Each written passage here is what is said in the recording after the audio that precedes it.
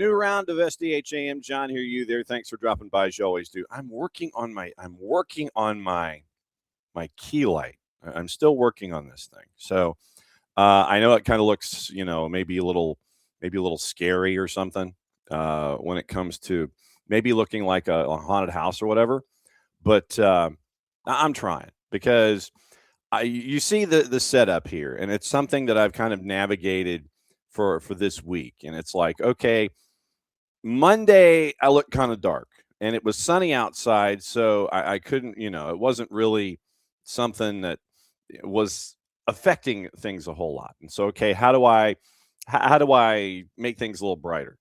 And so what I did was I ended up trying to bring in lamps from other rooms and create kind of like my own fill key setup here. So it's almost like a triangle, except that the big light is the one that's over my head, and so I have the two lights that are underneath me, and trying to make it look like it's not some kind of monster chiller horror theater look. So, morning, David.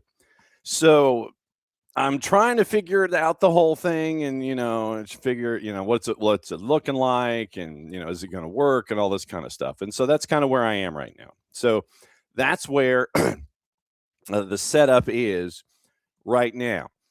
If I need to continue adjusting lamps, I think the main lesson here, and I guess this is opening kickoff, brought to us by our friends over at Morning Espresso, where Jason gets to start your day. And we want to thank our friends from Oglethorpe University for helping us out with that. But I think the lesson I learned here specifically is that I've got to make sure that I bring that ring light with me. And I think that that's probably the biggest element in all of this, is that I have a ring light that's a part of the setup at the office, at Office HD, and it's right in my face. It's not, like underneath, and it's showing all the jowls and the angles and everything like that. So right now, it's one of those where I've got to remember to bring the ring light in the future. Morning, Alex. All right, so here is the rundown for today. It's pretty stacked, and it covers a whole lot of ground from a bunch of different places. 9:30. It's going to be a conversation having to do with high school soccer. And we bring back in our friend Cody Case from Valdosta High School. And we've also, we're going to bring in another couple of coaches, Ben Davis, the head girls coach at Valdosta, and Matt Tanner, one of the assistants over at Thomas County Central. They had the clinic, the first ever clinic in South Georgia, and it was tied to the United Soccer Coaches element. And so I wanted to find out, when all of these coaches got together, because it was going to be on the field stuff and off the field stuff, I wanted to ask coaches that attended this clinic, and thanks to Cody for kind of orchestrating this whole thing, what they learned. Did they learn anything new? Did they learn from each other? What are they learning? What are the similarities about growing the sport in South Georgia when it comes to the high school game? Those kinds of things, stumbling blocks, community engagement, community involvement, fan involvement, student involvement, those kinds of things. Getting people out to come out and try out what is the interest level. And so basically just kind of wanted to share notes and kind of compare what the experience was like and what these programs are going through. And these are two large programs in the sense of Valdosta is in, for those of you that are outside the state of Georgia, Valdosta is in the highest classification. And they are in the only region that is south of the midline in the state of Georgia. It's the only South Georgia region that is attached to the highest classification. So you've got Cody and Ben, who will be discussing things from that Valdosta perspective. Then Matt Tanner is in the next highest classification. There are 6 classifications here in the state of Georgia this go round. And then when you have reclassification, they'll go back to 7, and you won't have 2 Class A's. And I know it's alphabet soup. So right now, in the second to largest classification is Thomas County Central. Their high school football team, American football, they won a state championship. They're nationally ranked, top 15, top 20, depending on the poll. But what's it like for the FUTBOL program? What's it like for them in Thomasville, where everyone is, you're either red or you're either a jacket or a bulldog, first off. And then what is it for a school that has won 2 state championships in your classification in the last 3 years? They've had 2 undefeated seasons. what's it like for a soccer program in a football environment to try and grow and evolve and all of those stumbling blocks that are there. So it's going to be catching up with Valdosta and Thomas County Central coming up bottom of the hour. And we're going to find out what it's like for these two predominant football schools, FOOTBALL, American football. What's it like for them to grow, and what's it like for them to continue to evolve as soccer programs in football environments? And so we'll find out about the clinic, what they learned, notes that they're taking with, who else they share notes with, those kinds of things. So that's at 9:30. 10 o'clock this morning, it is catching up. We had a conversation with the director of football, Terry McFlynn, at Auckland FC. And they're getting ready for the OFC Pro League and our big coverage of that. We're going to hit that league as hard as possible because it is the only time that you really can make that first impression. And it is an 8-team league in the Oceania Confederation, and it's about 15 hours ahead of us. So we're having to figure out, okay, so if we talk to folks, it's going to be middle of the afternoon our time, and it'll be first thing in the morning their time. And so that's kind of where we are with the rhythm of getting things done. And we're going to catch up with Terry McFlynn. Auckland, for those that may not know, is part of the Black Knight umbrella, Bill Foley, Bournemouth, etc. And so we'll find out from Terry quickly what it's like for them to be getting ready for this league and the launch coming up. Basically, it would be tomorrow night, East Coast time. So we catch up with Terry McFlynn, director of football, at 10 o'clock. Nate Miller, the head coach at AC Boise. He's going to be joining us at 10:30. We're going to find out now that he's starting to sign players. They had a big signing where they brought in 5. One of them is familiar to the footprint with us here, Jake Dingler. So we're going to find out, we'll get a bit of a progress report from Nate Miller as to where things are with players and travel and getting ready for everything. And so it's going to be progress report in South Georgia High School at 9:30. Progress report in Oceania for the OFC Pro League at 10. Progress report for AC Boise and USL League One at 10:30. So that's kind of where we are. In and out of all of that, there's a lot of news this morning that we've got to get into and get you ready for things. Obviously, what to watch, where to watch it, how to watch it. Brought to us by our friends at Fanatis. All of that stuff is going on. So there's a lot of news and information that we're going to kind of weave in and out in hour number 1 and hour number 2. And then we're going to get you ready for all of these progress reports on all of the different levels that we have here this morning. High school and Oceania and USL League One. So those 3. So it's going to be stopping in South Georgia, stopping in Auckland, New Zealand, and we're going to be stopping in Boise, Idaho, and catching up with Nate Miller, the head coach at AC Boise. Okay, that is opening kickoff, brought to us by our friends at Morning Espresso. Morning Espresso, your newsletter, your audio, your video, and it is the way to start your day all across the board. And so brought to us by our friends at Oglethorpe University. Jason kind of tours the planet, lets you know about all your headlines, what to look at for today in a bunch of different ways. Go to soccerdownhere.net. You can get the newsletter. And you can also set your notifications on video and audio when it comes to the podcast version of Morning Espresso or the video version of Morning Espresso. And so that's where we are with that. And we can't thank Morning Espresso and Oglethorpe University for being partners with us here at SDH as we are we're in season number 10 this week, season 10. So it's SDH-X, I guess. Tomorrow, right now, it's pretty normal. The power hour from 10 to 11. It's going to be Nino and Nico. A lot of stuff going on in Major League Soccer we got to talk about. We got to talk about Xabi Alonso. We'll discuss that with our buddy Nino Torres coming up tomorrow. Still efforting a bunch of guests across the board. So if anything happens in hour number 1, we're going to be reviewing AFCON tomorrow. We're probably going to have some goals for you and things like that. So we're going to be reviewing AFCON tomorrow in hour number 1. Semifinals today. We'll set up the final this weekend. So we'll get through AFCON in hour number 1 tomorrow. Nino and Nico in hour number 2. Now, Friday. Keep your fingers crossed. We're going to catch up with our friends, hopefully, at Beyond Goals Mentoring at 9:30. We caught up with Parky, and we got to see what's going on in Michael Parkhurst's world last Friday to kind of start our 2026 involving everything there. Then, 10 o'clock our time, East Coast time, 3 o'clock in the afternoon in England. Right now, it looks like we're going to have the majority owner of Macclesfield FC on, Robert Smethurst. We're going to find out what it's like for them to have gotten the win over Crystal Palace and what the vibe has been like for this Phoenix club. We're going to get into the story about where Rob doesn't remember buying the club. We'll get into all that stuff. And at 10 o'clock on Friday morning, he's going to join us, discuss the win over Crystal Palace, what it's been like for this Phoenix club ever since.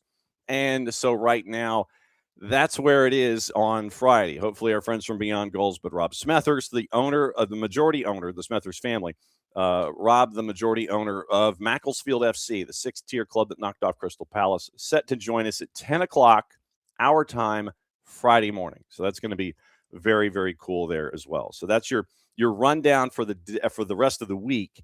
And once again, if we're still efforting guests on a couple of different fronts, and so if we can plug them in, we'll certainly do that as well. Some of them are incredibly busy this time of year, and we will find out what it looks like for all of them going forward. Okay, so now news of the morning, and we'll start off. Obviously, when you get the picture taken, then it is officially official. Manchester City has signed Sam Coffey from Portland Thorns, contract until summer of 2029. The fee for Coffey, £600,000, so it comes out to about $875,000. Jeff Kassouf, Ben Jacobs et al. Racing through that this morning, and so it is a completion of the signing. Charlotte Harper cleared to travel to England back on January 8th. City's been working on a potential transfer for about the last 12 months, 3.5-year deal through 2029.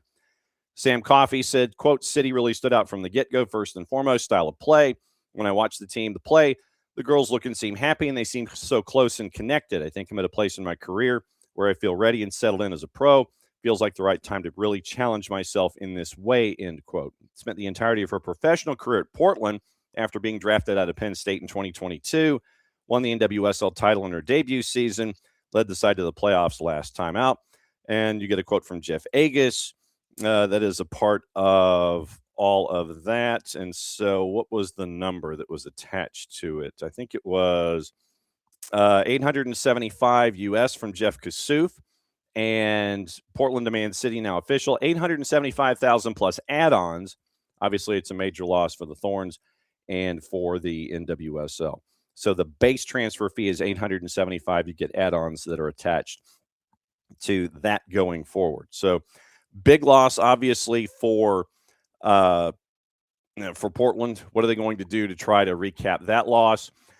That reminds me, we probably need to have our friend Jen Hildreth in as in addition to KCD and Jess Charman, and we'll catch up with them as the winter break is another 2 weeks, and then the NWSL will kick it back in, and we'll see what it looks like for them. Speaking of Ben Jacobs, man's been busy.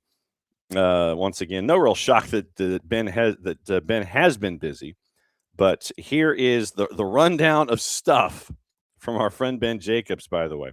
So a lot of different places and a lot of different pieces of news, and we've got Spurs have confirmed that Fabio Paratici is going to leave in February to join Fiorentina. Quote from Venai Venkatesham as Paratici goes away. Crystal Palace in talks with Angers for 19-year-old attacker Siddiqui Sharif. Fabrice Hawkins first in the barn with that one. No agreement yet. Discussions at an advanced stage. Angers won around €25 million for the France Youth International, who was also eligible for Guinea. Lucas Paquetá still pushing for a move for Flamengo, but the Brazilian has not gone on strike, turned up to training as normal today. Those close to Paquetá, according to Ben Jacobs, confirm he's still recovering from a back issue. Remains to be seen whether he's involved in the game against Spurs. Flamengo have had a €40 million offer rejected. Lincoln City, we know that they are really hurting right now when it comes to ownership and finances. They confirm that Liquid Investments is seeking to become the club's controlling shareholder. Ron Fowler, assuming position of chair, follows a board proposal by Fowler in December for Liquid to increase their shareholding to above 1/4. Formal steps now underway in the EFL. Changing the ownership structure is not expected to alter any January transfer plans. They're second in League One right now, pushing for promotion. No personnel changes anticipated across the leadership team and day-to-day as a part of this proposed increased stake in ownership. Clive Nate's remaining as part of the club. Jay Wright is co-vice chair. Morocco forward Youssef En-Nesyri is on the radar of Everton, with Fenerbahce prepared to sanction an exit focused on AFCON. Things could advance after the tournament. En-Nesyri is also on Forest's radar but Olympiacos' Mehdi Taremi is their leading choice as it stands right now. Now, also, yesterday in the Manchester City-Newcastle match, and this probably is something that we might be getting into with Bart come Monday if it still remains to be a bit of an issue. There was a VAR there was a VAR moment, because if you say VAR review, video assistant referee review, it kind of gets a little, VARR. So there was a VAR moment where Antoine Semenyo's second goal, which would have been the third on the day by the end for Manchester City, took 5 minutes to review. 5 minutes in the League Cup semi. Lengthened due to the semi-automated offside technology not being available, often down to players blocking views of balls and players and system camera lines. PGMO are aware of the lengthy VAR delays causing frustration. VAR intervention time now on average, according to them, is under 50 seconds, 5-0. Premier League is the lowest VAR intervention rate in European football. According to Jacobs, and officials are encouraged to avoid forensic exams in order to maintain the referee's call. So we'll keep an eye on that. But yeah, 5 minutes. And Pep Guardiola obviously was pretty hot about that yesterday, about that having that goal wiped off the board. But a 5-minute VAR incident yesterday doesn't really go well when it comes to the increase of players and such. Roma have reached an agreement on Daniel Malin, loan with a conditional obligation of £25 million. Atletico Madrid also kicked the tires on it. He wants to move to play more regularly as a lead striker. Villa is in the market for a new forward, Tammy Abraham. We talked about him yesterday. He is a part of that process and might be under consideration for Villa. Philip Otele is set to leave Basel in the winter. Basel reduced their asking price, considering offers in excess of €7 million. Birmingham City remain interested. Wolves have Otele as one of the several names on their list. Lazio, Celtic, and Bournemouth also have inquired. 13 goal contributions this season, close to joining Fulham last year. Ajax have confirmed Maximilian Ibrahimovic is joined on loan from Milan till the end of the year. And the agreement includes an option to buy. Yes, the last name is the last name, following in the footsteps of his dad, who had 3 years at Ajax himself. Conor Gallagher passed his medical at Spurs. He's going to sign that 5.5-year deal. And so that's going to be in the books as well. So that's just some of the early returns from Ben this morning as things are picking up steam here in the middle of the month when it comes to anything and everything going on in the transfer window, transfer markets, and such. Now, domestically, there's a lot going on. Once again, we'll have our high school review coming up in about 7 minutes. A lot going on domestically, and we mentioned Daniel Edelman yesterday, going from Red Bulls to City. In the NWSL, Chicago traded Ludmila to the Wave for $800,000. 800,000 Berman bucks. And it was, you're getting into that territory of a lot of these moves. Now they are going into that territory of high 6, low 7. You're getting into that. You're getting into that kind of a space of real estate right now, and so it's really interesting to see that the talent is getting to that level. And once again, it's one of the biggest moves in the offseason. You get that, and that's $800,000 initially. With incentives, it could go north of 7 figures, and you're looking at San Diego looking to improve in 2026, and you pick up Ludmila for $800,000. It could be another $200,000 more in incentives. We mentioned Linda Ullmark yesterday for the Houston Dash, signing through 29, and her career was at North Carolina. She had a title there in 24, and so you have an immediate contributor there with Houston and Linda Ullmark. Boston Legacy adding yet another piece. Boston acquiring Canadian international Nichelle Prince from Kansas City. Deal gets a 26 international roster spot, and you're looking at Boston trying to once again get depth and flexibility as a part of their group. We mentioned Caitlin Carducci yesterday as a part of the Orlando Pride now as their new general manager, as she left Kansas City after the playoff exit last year. We mentioned Houston Dynamo signing Guilherme, the Brazilian winger. Deal about $2 million from Santos, and you're looking at him as a DP, if I'm not mistaken. So you get to add there. Fire have invested in MLS, and 21-year-old winger Puso Dithjan from TS Galaxy with a U22 slot to bring in the player from South Africa. Recent form a hat trick this year. Once again, you're looking at a possible sub as he integrates and maybe a longer-term starter for Greg Berhalter. Orlando City is looking to part ways with Luis Muriel, and it's looking like it's going to be Junior in Colombia. Transfer opens up a DP slot for the purple team, and Luis Muriel was not around on the first day of training camp. So I kind of scratches your head. You sit there and go, well, why is that? Well, the answer is, looks like he's being moved to Colombia. Griffin Yao, it looks like he's coming back to the States. Looks like it's a 4-year deal with the Revs after a stint with Westerlo, 400,000 euro on the transfer. And so the Revs look at Griffin Yao, and they're looking at his upside there coming up in 2026. That's the year we're in. All right, so FC Cincinnati have brought in winger Christian Fletcher as a homegrown, getting his rights from DC United.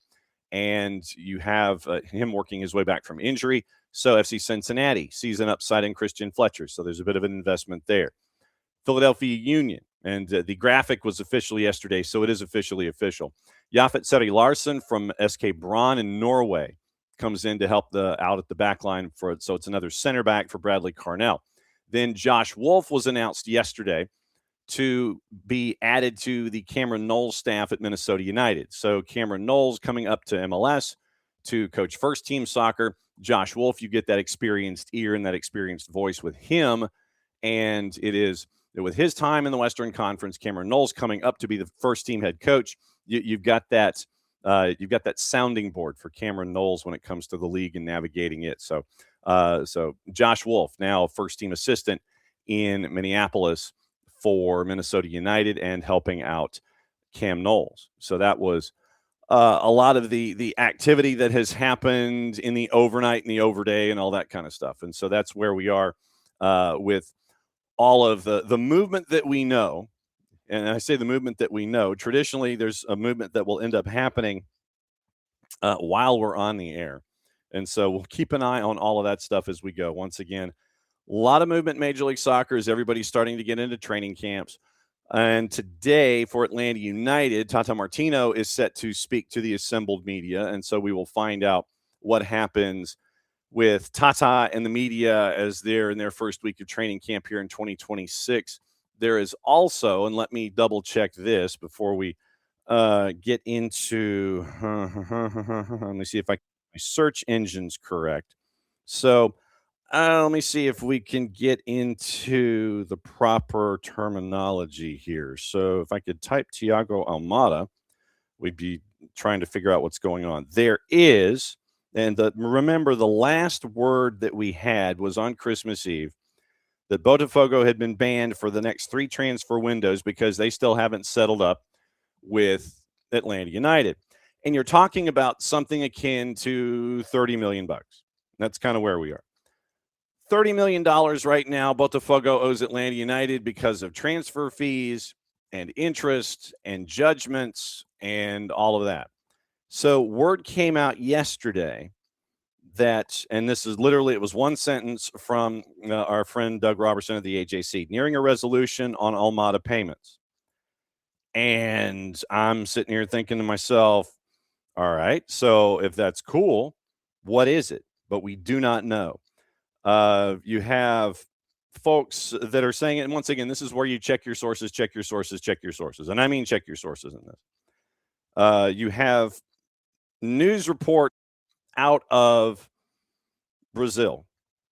And this is a 280 character app follow of 70,000 plus. So, okay, a lot of folks follow. Where they are in the tiers, we don't know. Botafogo's advanced in negotiations with Atlanta United to resolve the debt, lift the transfer ban imposed by FIFA. And this is attached to Globo. SAF board members consider the matter settled, and in the U.S., there are indications that the clubs are close to an agreement. Details of the talks remain under wraps. So that's kind of where we are with that. So close to, and frankly, as long if it's not anything we're in the realm of, we're going to pay you the full 30. Then I'm like, all right, so that would be the be all and end all of the discussion. Fine. We're $31 million. Cool. Then it's settled. If it's something where it's Less than that, we're back into the wimpy way of paying things. We'll gladly pay you Tuesday for our transfer ban today. That I want to know the logistics of this. Maybe Atlanta United is going to take a lump sum payment of something close to it. I don't know. But we don't know the terms. Folks are saying in both Brazil and in the U.S. that they're close. The two parties are close, Botafogo and Atlanta United. So we'll see what happens there. All right, 9:30. And now it's time to have some it's going to be an interesting conversation that we have about what's going on in high school soccer here in the state of Georgia. And this is where we get to be joined by a lot of folks. We get two coaches from Valdosta and one from Thomas County Central, and it is time to bring them all in. And it is a conversation with Matt Tanner and Ben Davis and Cody Case, and we get to bring them all in here. It looks like that Matt might be wandering the halls a bit, and it looks like Ben is in his car and Cody's in a car. Gentlemen, good morning. Thanks for dropping by. Do you need notes to get back into class at 10 o'clock? No, we're actually at No, we're good. Ben, are you and Cody in the same car?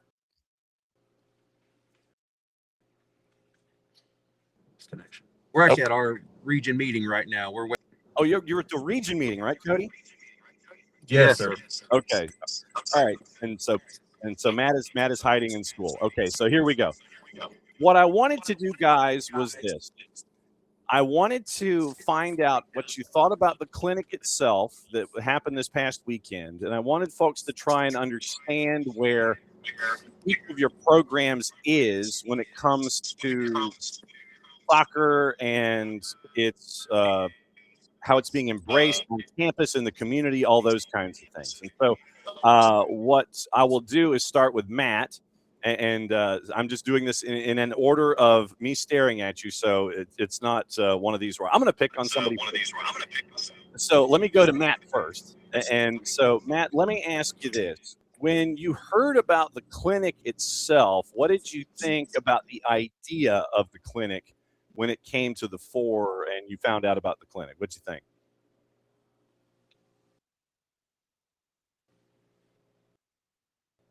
I think the connection's going in and out. Can you ask that again? I'm sorry. Matt, you might. Yeah, just going to say, what when you found out about the clinic itself, what was your first impression?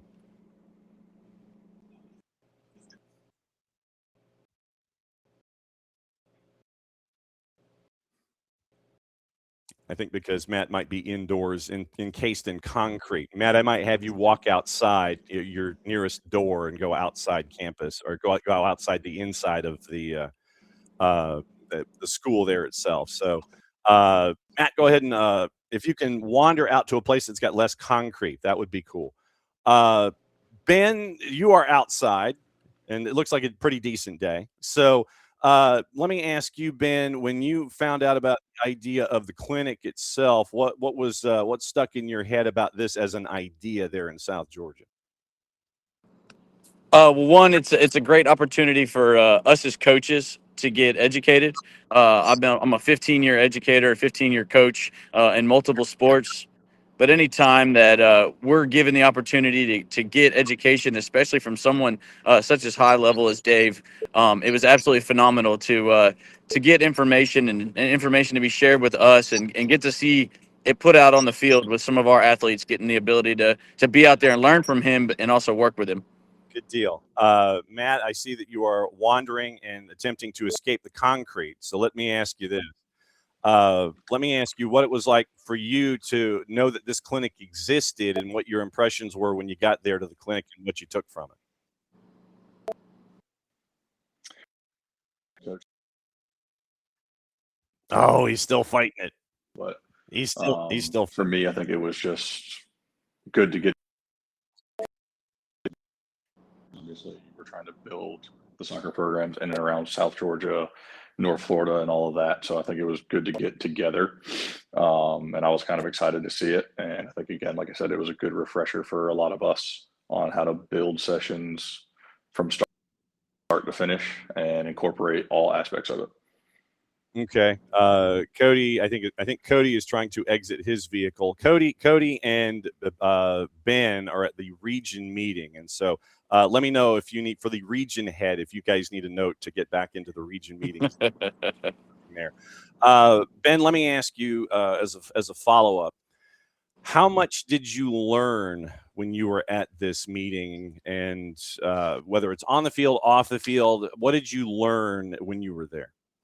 So I think the big thing about an educational chance like this is kind of roundtabling, is being able to listen to Dave kind of propose some different things in different areas, talking about formation of play, culture of program, but then he kind of threw some questions at us and said, "Hey, as a group, discuss this. As a group, have communication with this." And as coaches from all around South Georgia, we were able to kind of bring community together and discuss, hey, this is what goes on in our programs when we work these kind of stuff. This is what goes on in here.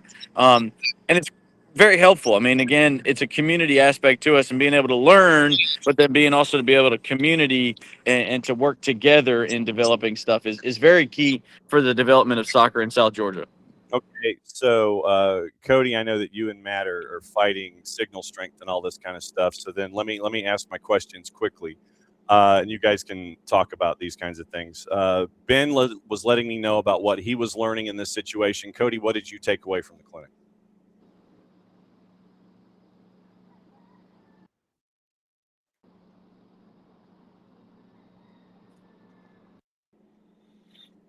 I thought that it was a good national team, the national youth teams, and so, he maybe brought some expertise from a perspective that maybe doing our own research or our own experience. Oh, Cody's fighting it. I'm not surprised. That we haven't seen before, to my teams. Matt, let me ask you this. I'll ask Ben, and since I asked Cody this question last week, I know what Cody's perspective is. So the next question is going to be for Matt and Ben. And Matt, let me start with you. How would you characterize support for the Thomas County Central soccer program, both boys and girls? How would you characterize what the level of support is there in Thomasville? He's fighting concrete.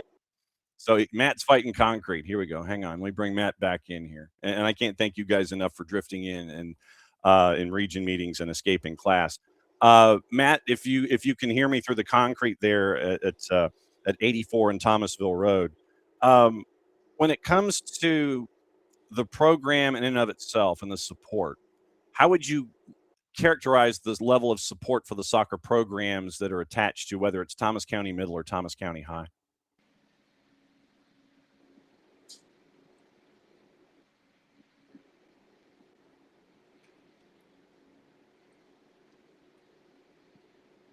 All right. It looks like we're still having connectivity stuff with Matt. So then, Ben, let me ask you, when it comes to level of support for your side of the program there at Valdosta, how would you characterize it from what you've been able to glean so far?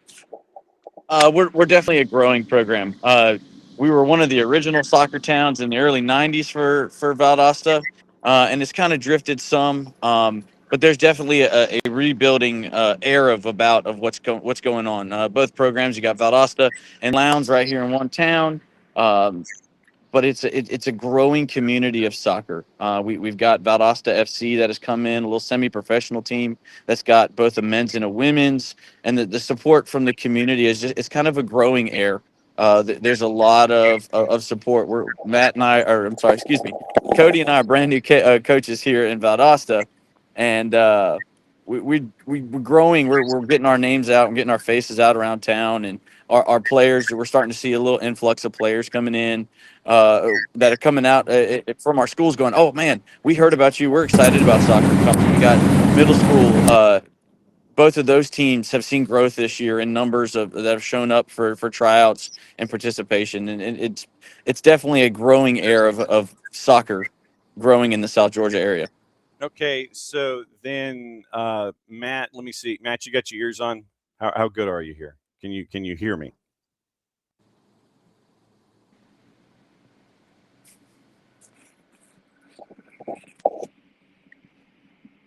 I think Matt's still kind of struggling with signal and such. So then, Ben, let me ask you this, Ben. When it comes to the what you learned there at the clinic, how many folks were there? Just to give you just to give me an idea, how many folks were actually at this clinic that were coaches that you could learn from and sit there and just kind of sit there and do all of the workshopping and the sharing of intel and information? How many folks were there?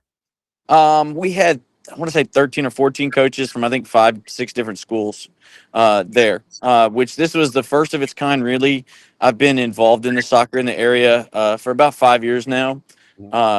And this is kind of the first of the area, especially open specifically for high school, middle school coaches. So I was very happy to see with the number that we did have and the ability that there is a chance for some growth in community there. All right, Matt, let me Matt, wow. Matt is having a hard time there in the concrete. So Ben, it's going to be you and me until Cody can find a safe location, and Matt hopefully can escape the concrete there at Thomas County Central. I mean, when it comes to, and I know I don't want to get into wins and losses. I don't want to really get into the wins and losses aspect of things. But you mentioned Valdosta FC. We had them on as one of our Red Clay reports over the weekend. So we know what Luke and Christian and everybody are trying to accomplish there and have that growth. They play up at North Lowndes, and they're getting 500-600 and things like that.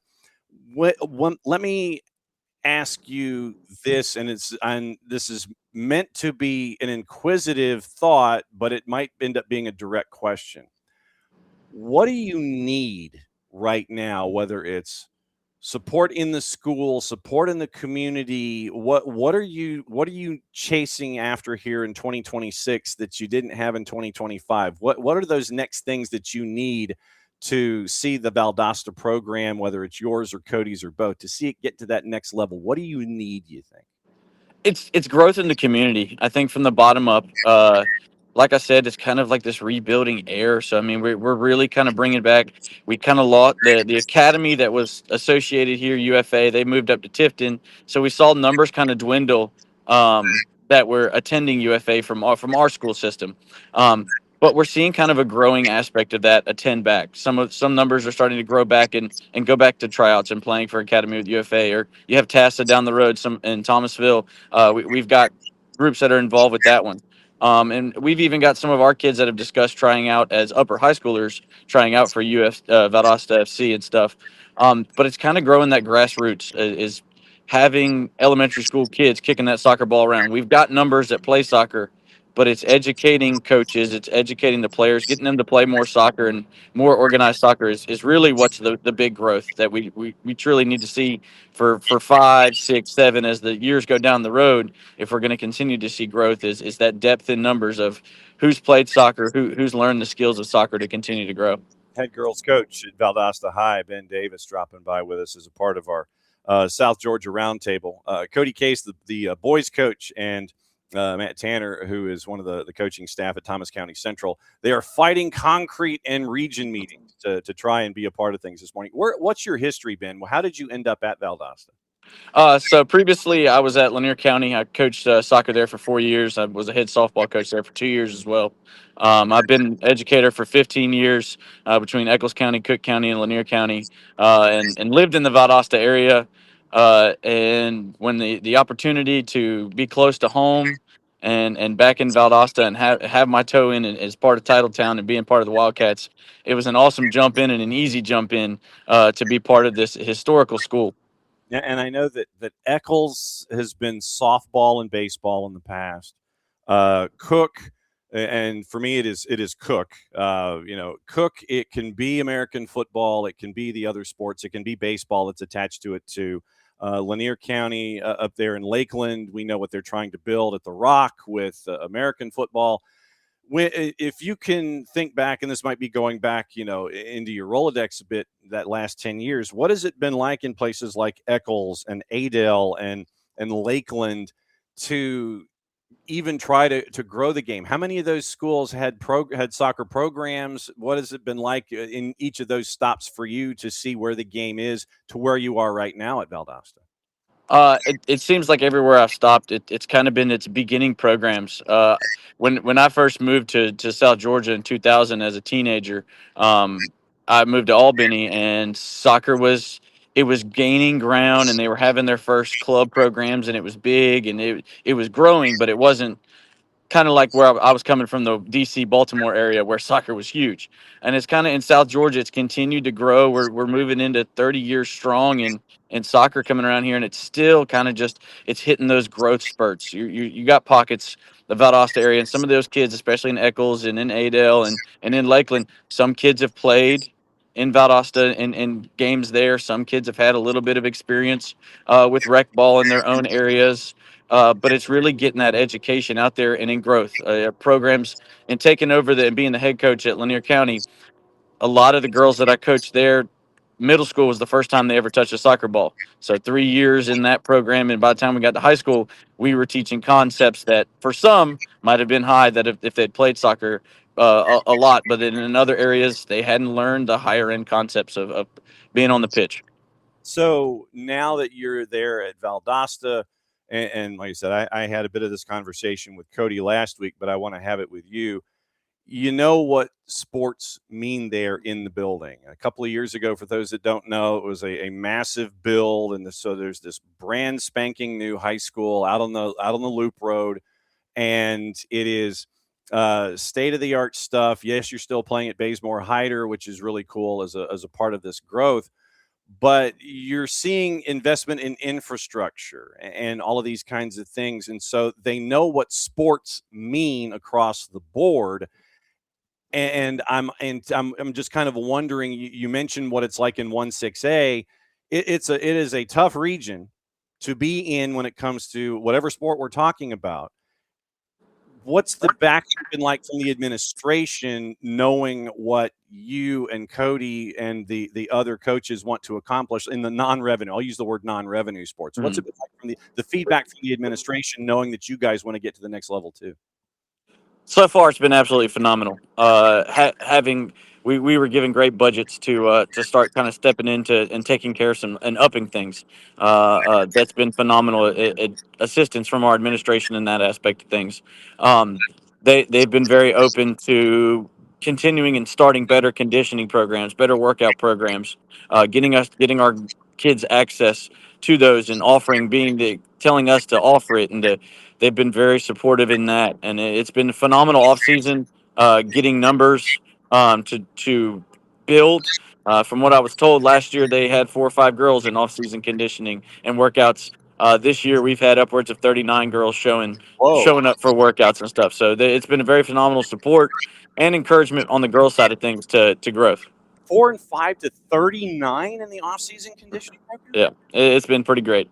I mean, so what is it like for them to have that bit of a wake-up call? It's like, no, this is something that really can get you to the next level, whether it's pre-professional, professional, college, whatever.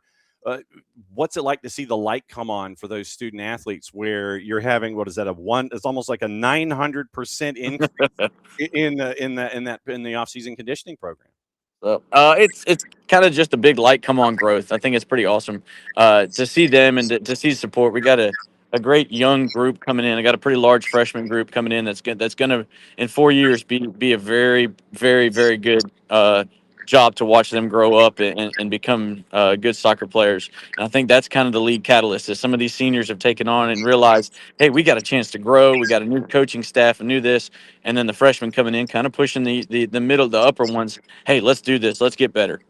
So you mentioned region. Well, what's going on at the region meeting? You can divulge if you want, or you can sit there and say nebulous sound bites just to say something and put it on tape. But can you give me? Is it going to be a coach's sound bite, or are you going to let me know what's going on at the region meeting? Well, it looks like this is my first attempt at one of these kind of things, so it looks like it's kind of a planning thing for 27. Kind of looking forward for those kind of things. We're meeting and discuss a little nuances of this year, but kind of looking at next year's stuff with the reclassification.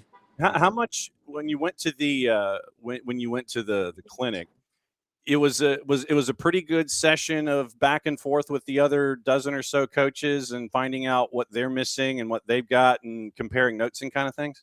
Yeah. It was really kind of just a data kind of push. You kind of talked about what we had. What do you how do you establish gameplay and for somebody who's coming from smaller schools and stuff, it's almost like the culture of your game changed every year. And we discussed a lot of that. That even with bigger schools, you may see that with numbers. You may have a year where you need to be more defensive. You got a year where you got some top strikers. You can push the ball and you can go be aggressive and stuff. And so discussing a lot of aspects of the game of how to build stuff was very key. And that So, was no, I mean, just when you get that kind of feedback, is there a plan for a sequel? Is there an idea of having another one of these clinics down the road? I know that you're getting into training camp yourself, but was there talk about a sequel? Definitely. We've discussed making this a yearly thing, and maybe even trying to make it a bigger thing. I know being affiliated with other sports. I've been in baseball and the softball realm of things. They have their clinics where it's a big, large game. You get lots of speakers, and talking with Dave, and he told us he can give us some connections to create some actual larger clinics where maybe we can bring in some numbers to help discuss with high school coaches and give high school coaches access to a lot of materials and wealth of knowledge to help the game out in South Georgia. How has your coaching style and just DNA changed going from the single A's to the double A's to now the 6A? How has your DNA changed?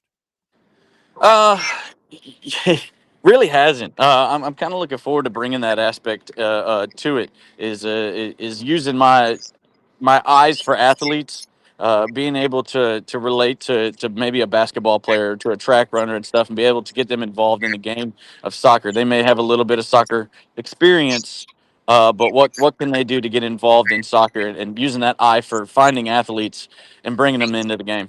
Okay. So are you standing out in the parking lot at insert school name to be named later? Where are you actually? Yeah, we're actually meeting in Douglas, sitting in a restaurant parking lot. Well, and there's nothing wrong with Douglas because there's some fine food that you can have there as you guys are getting ready for what's going on at coffee. Do you see Cody in the parking lot? He is. He's around here. He's having a conversation with the coach right now. Oh, really? Yeah. Okay, so then Yep. do the journalistic part where you go diving into a conversation like it's live TV. Just All right. go wander over Okay. and I'll see if I can grab him out of this conversation. yeah, well, just is it we got to first off, if it's a soccer conversation, we definitely want to have it as a as It looks like it's a little level above that. uh-oh. But I'll see if I can get him out there in a second. Yeah, just when he finishes a sentence, just say that we've still got 7 minutes in the segment. We still I got you. I got you. But so where did you guys stop for breakfast, by the way, in Douglas? We both made pre-stops. We met up and drove up here beforehand. Oh, okay. So Yeah. and for those that may not know, going from Valdosta to Douglas, yes, it is kind of a Wiregrassy Parkway kind of thing, but it is not something where it is just like hopping into an Uber. A lot of fields, a lot of ponds, a lot of swamplands. Not a lot of deer this morning, so that was a blessing. Yes, no doubt. Especially if there wasn't any fog or anything in the woods that you're having to traverse going from point A to point B. When is training camp kick in for you? Monday afternoon, we start rolling. Okay. How many student athletes are you looking to have this year? I'm looking at about 39, which is a pretty good number for us for comparing it to what they've had in the past couple of years. And when it comes to having 39 for you, I mean, how are you going to navigate having basically almost 4 starting 11s if you were to just measure it out that way? How do you navigate having 39 student athletes? A lot of development. Like I said, within our program right now, we got a lot of development needing to go on. Between me and my coaching staff, we're going to be doing a lot of practicing and a lot of evaluations on what we need to be seeing at top level with varsity and what development needs to be happening at the JV level. Where do you think you're strongest right now on the field, and where do you think you might need the most work? Our strongest is definitely going to be up top. I got a couple good seniors that have been with the program and have been successful, and on the top, and we've got a few freshmen that are actually going to pop in there as well up top that are probably going to lead us. Our biggest help is going to be is growing on the defense, but a lot of it has to do with understanding the game in the back, and that's really the biggest change that I think that we're going to see growth in there. Okay, so when somebody wanders in the door and sees you for the first time, are you a four at the back? Do you do a 3-5-2? How are you formationally and philosophically? That's going to be one of those that may change depending on situation, but I do love a 3-5-2, especially with girls soccer. It brings kind of an air of change. So how long did it take for you to figure out, yeah, this is me? And so I dig a 3-5-2, and I know what it can bring to the table. I like chaos. I'm a big chaos person. Of what can we find a way to cause chaos in the game? And I look, as much as I love soccer and I've been around soccer, but sometimes we get and I think the way it was talked about in the clinic was it gets a little ticky tacky of a lot of people playing 4-2-3-1s, and I want to find something that can kind of change that up.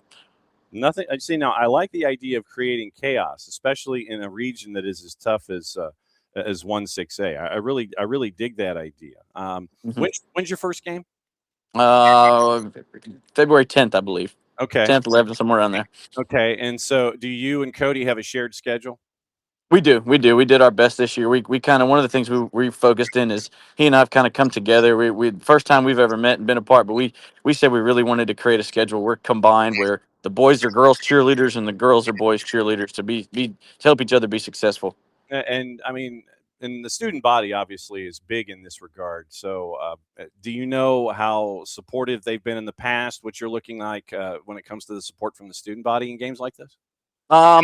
Really, we've kind of actually been an encouragement. We've talked with our admin about actually building up, trying to find a game where if we can find a sponsor, hey, every student that walks in here can come in. We've talked about getting out the drum line from the band to come kind of get everybody pumped up before a game or something like that. Those kind of big things to get in. You get more students involved because the students have been involved.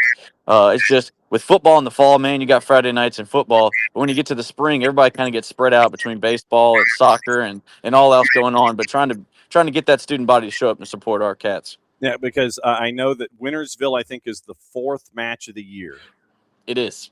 And that's that one is that one's not a bad match, but the 4th match of the year. I mean, that's going to be pretty tough. When's the Colquitt match? When is that one down the line?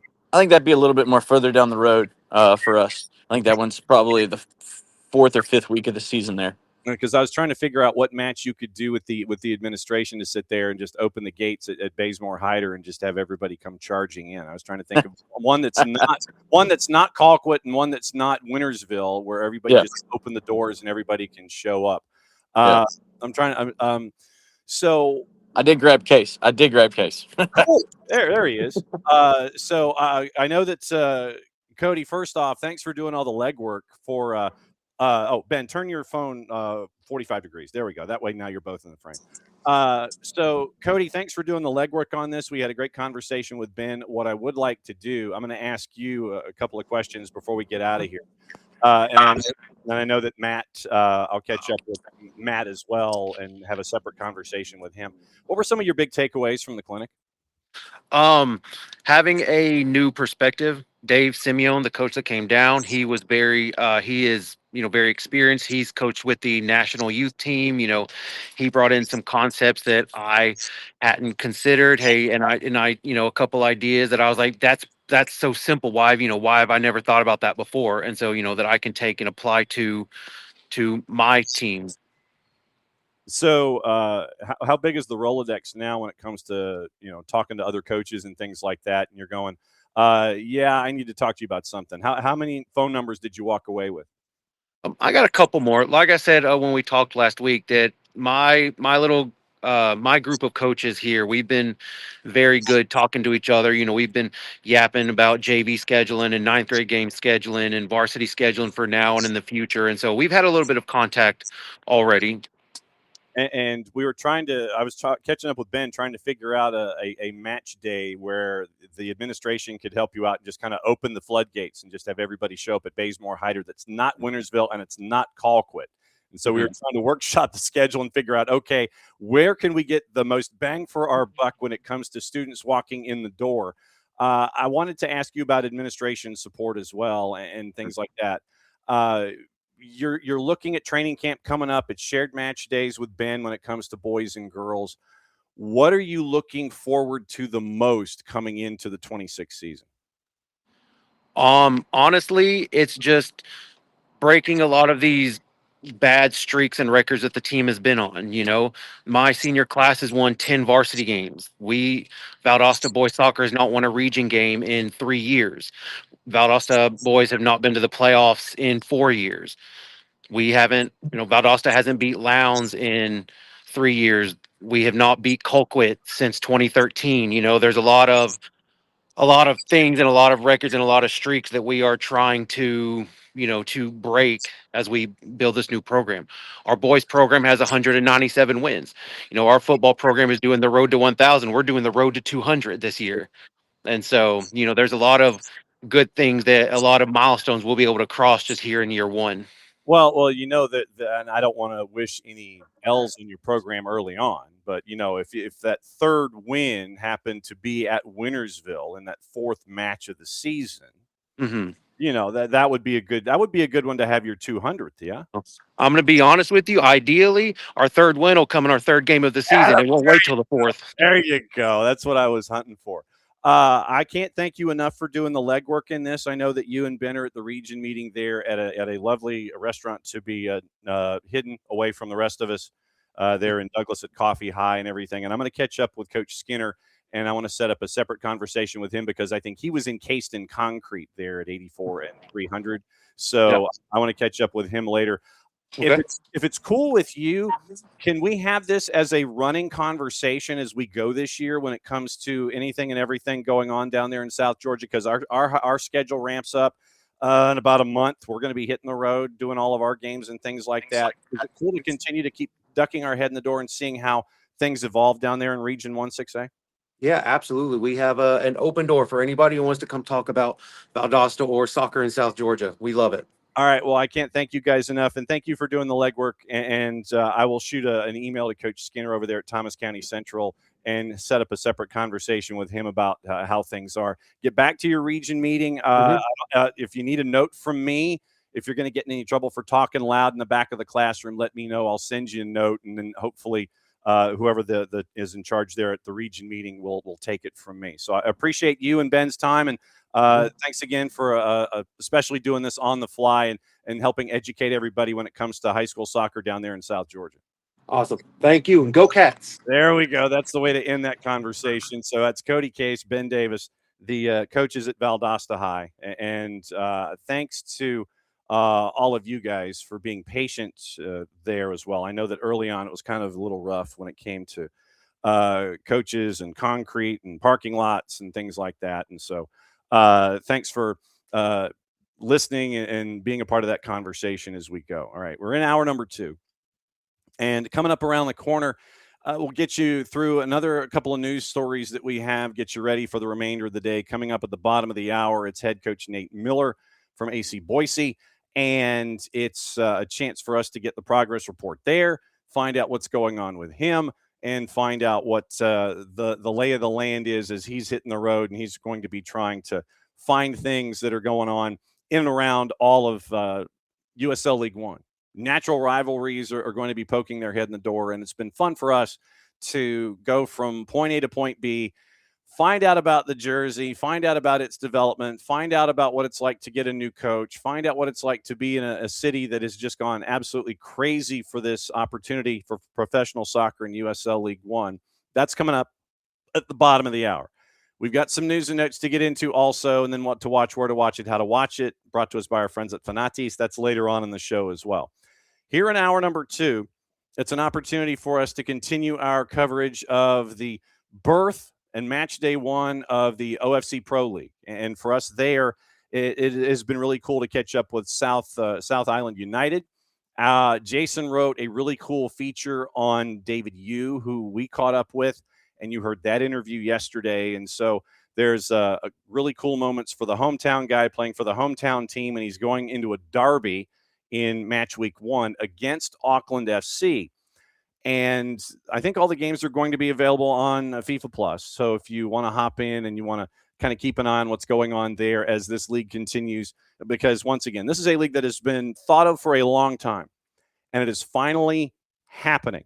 And so we've been able to catch up with folks that are attached to Solomon Kings. We've been able to catch up with folks attached to South Island United. And now it's our opportunity to catch up with Auckland FC. Director of Football Terry McFlynn, we were able to catch up with him and find out what's going on there at Auckland. And remember that Auckland is a part of the Black Knight portfolio. And that's where, for those of you that may not necessarily know about Black Knight, that is an opportunity for Bournemouth and the rest of the teams in the Black Knight portfolio to interact with each other. And so who knows, maybe you'll see some folks from Auckland FC working their way up to Bournemouth, etc. And also Auckland is the home for Ronan Wynn. And so for those of you with Atlanta United 2 ties and thoughts, Ronan Wynn is now at Auckland FC here for the 2026 season, and we are going to be catching up with him in a later interview. But we did catch up once again with Terry McFlynn, Director of Football at Auckland FC, to find out what it's been like for him getting ready for match day one. And like match day one, the first ever match day for this league in Oceania. So here's our conversation with Terry McFlynn to get the Auckland FC perspective as they get ready for match week number one. So, Terry, my first question is, how's the heart rate right now as you're getting closer and closer to a first ever? Yeah, look, it's a really exciting time for our football club, John, to be an inaugural team in an inaugural competition in OFC. It's a milestone moment for the region and for us as a football club to be chosen as one of the 8 clubs to kick it off is a very special moment for us. So there's a lot of hard work that's gone in behind the scenes since we were a preferred club.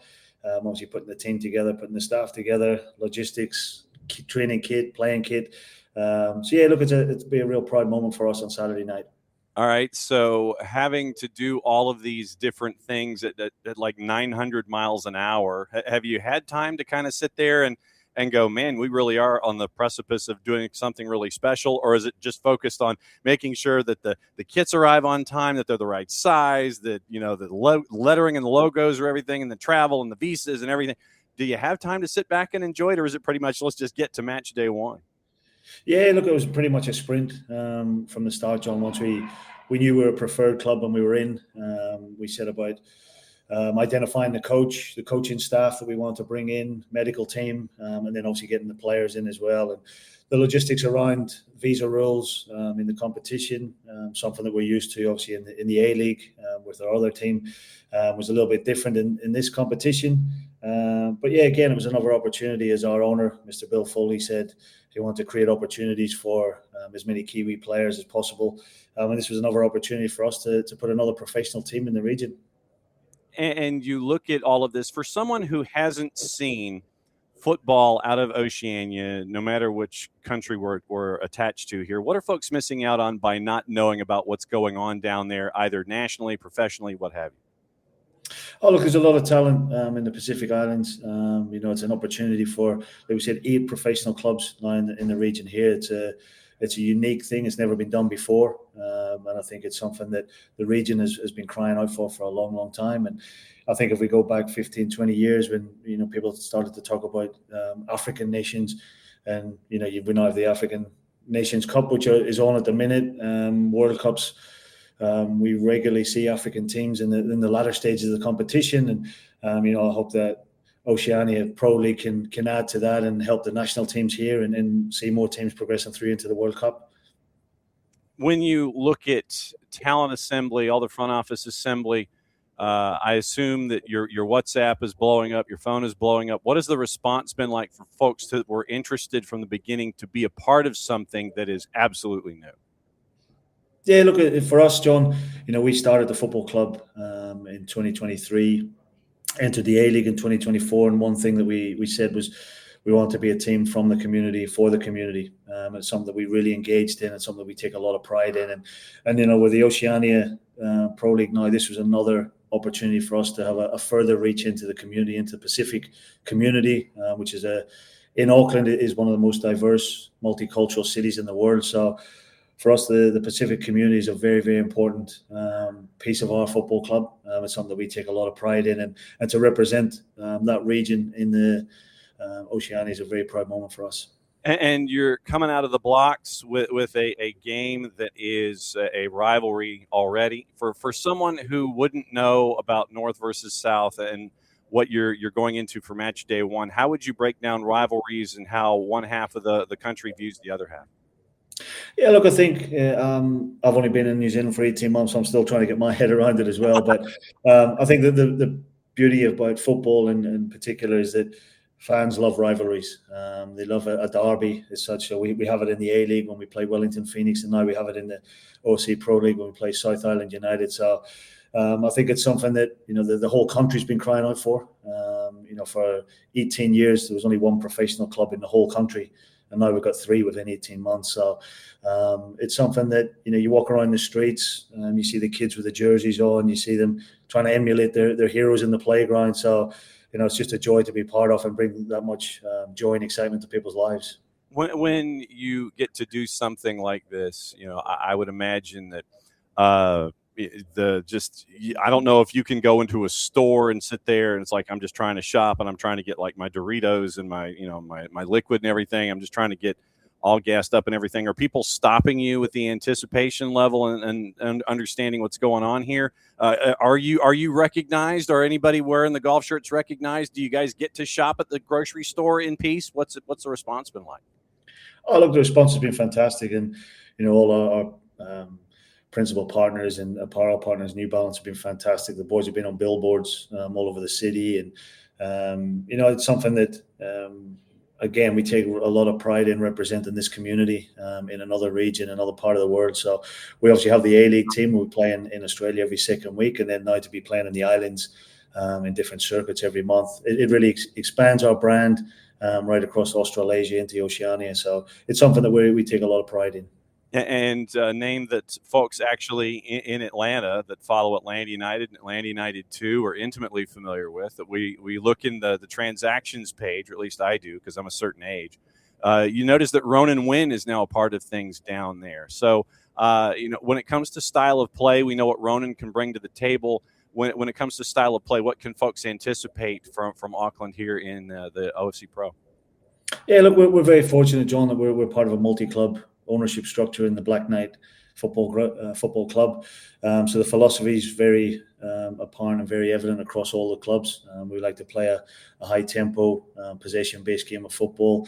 It'll be a little bit different in terms of the pressing side of the game. Obviously, with the heat in the islands, we'll have to probably sit back a little bit and try and hit teams on the counter-attack and pressing quick, attractive football. But certainly from our side of things, we'll be looking to play attractive football in the front third, a lot of combination play, shots on goal, and try and score as many goals as we possibly can and bring joy to the fans. And you're getting to do this in a hub format, which makes it challenging at times. I would imagine 3 matches in as much as 10 days or something of that kind. I know that just because of logistics, and I make this, it's like you can't just hop in an Uber and go to Papua New Guinea to play a fixture. The hub structure obviously is a way to help out with scheduling and making everything come together. When it comes to navigating that idea and making sure that everyone's as healthy as they can be for 3 matches in 10, what were the discussions like to try to get the schedule in and ultimately come out with the hub idea? Yeah, look, it's a new concept. It's something that, as you said, from a logistics and probably an economical perspective from the league, it makes sense. As you said, it's not just round the corner if you've got to go and play Solomon Islands on a Tuesday night and then back to play South Melbourne on a Saturday. So, look, I think it's a good format. It's something that I had experience with previously in the Asian Champions League when that was in a hub in Qatar. But yeah, look, this will be a unique opportunity, and again, it's an opportunity for our players to travel, visit different countries, different cultures. It's a life experience. But again, for us as a football club, our focus is on winning. So putting the schedule together, looking at the squad, looking at the training program, just making sure that we're robust and durable for them periods of time. Obviously, the travel each side of the hub. We're fortunate the first hub's going to be here in Auckland. second circuits in Papua New Guinea, then into Melbourne, Solomon Islands, Fiji, and then back to Auckland to finish it off. So we'll bookend the tournament with 2 Auckland circuits. So for us, we're looking forward to getting off to a good start.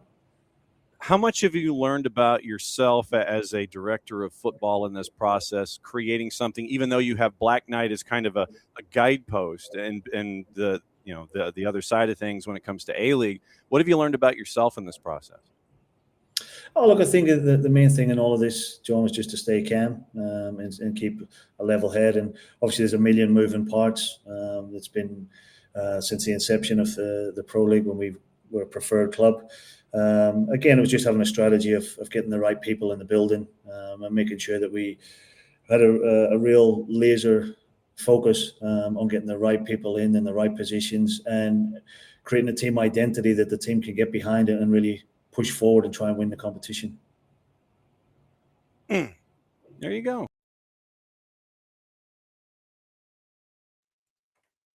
Terry McFlynn hanging out with us, and he was very, very gracious to give us that time.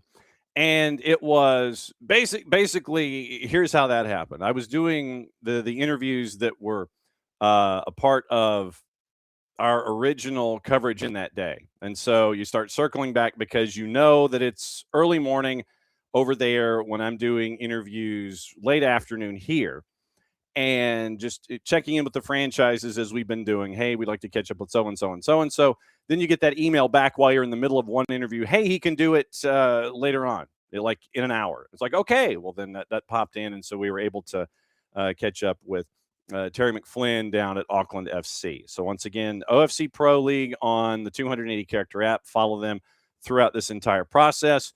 News out of one of the franchises, the Vanuatu franchise, one of the 8 franchises, is already losing their head coach and their general manager over philosophical differences with the front office, the rest of the front office and the ownership group. So we'll catch up with that and see how that is going to be a stumbling block as a part of this, because the 8 clubs are also in the middle of their Q&A with assembled media. And so it's, do you get to ask questions about that? I want to see what the response is from the media when it comes to that particular situation with one of the 8 clubs getting off the ground. So that will be interesting conversations and interesting sound bites to hear. And we are going to catch up with Matt Tanner at Thomas County Central. I've been going back and forth with him. The middle school gets their kickoff tonight, and so we'll find out what's going on with the soccer program at Thomas County Central as a part of our conversations in the Red Clay. So I can't thank Cody Case.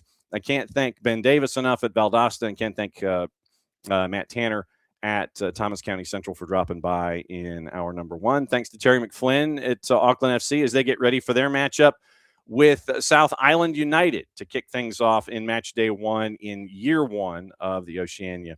The OFC Pro League down in Oceania. We're going to continue our coverage once again all season long. We're going to be drifting in and out, catching up with folks, but we figured that because it is the first time that you get to do a first time, that we would be trying to catch up with as many of the franchises as possible as a part of our conversations here on the morning show. And so it's been really cool to catch up with them and find out how they're growing, how they're different and growing from the others, how they're the same and growing with others as they're trying to get ready for kickoff here coming up this weekend. So this is hour number 2, SDH AM. John, hear you there. Thanks for dropping by. Morning, Abby. Morning, David.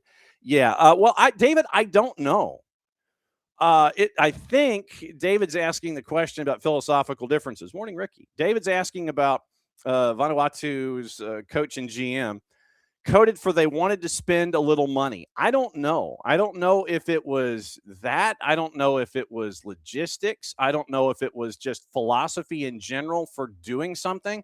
It's like, well, we're used to doing A, B, C, D during our day, and the rest of the front office is like, well, no. Like I said, I don't know what the differences and the disagreements were. So that to me is going to be part of the Q&A going forward. Let's see. So let me go because it was posted on the IG. So let me find how it was phrased All right. So Vanuatu United. So literally here was the club statement. Resignation of FC GM Christian Hoppel and head coach Lars Hopp. And so the club and the Football Federation announced the resignations effective later this month. Hoppel's last day is the 23rd. The GM's last day is the 23rd. The head coach will remain until the 26th to support the team preps. In their joint statement, obviously, they expressed gratitude. Certainly not an easy decision. Deeply thankful for the trust placed in us by VFF and Vanuatu United. Look back with immense pride and gratitude.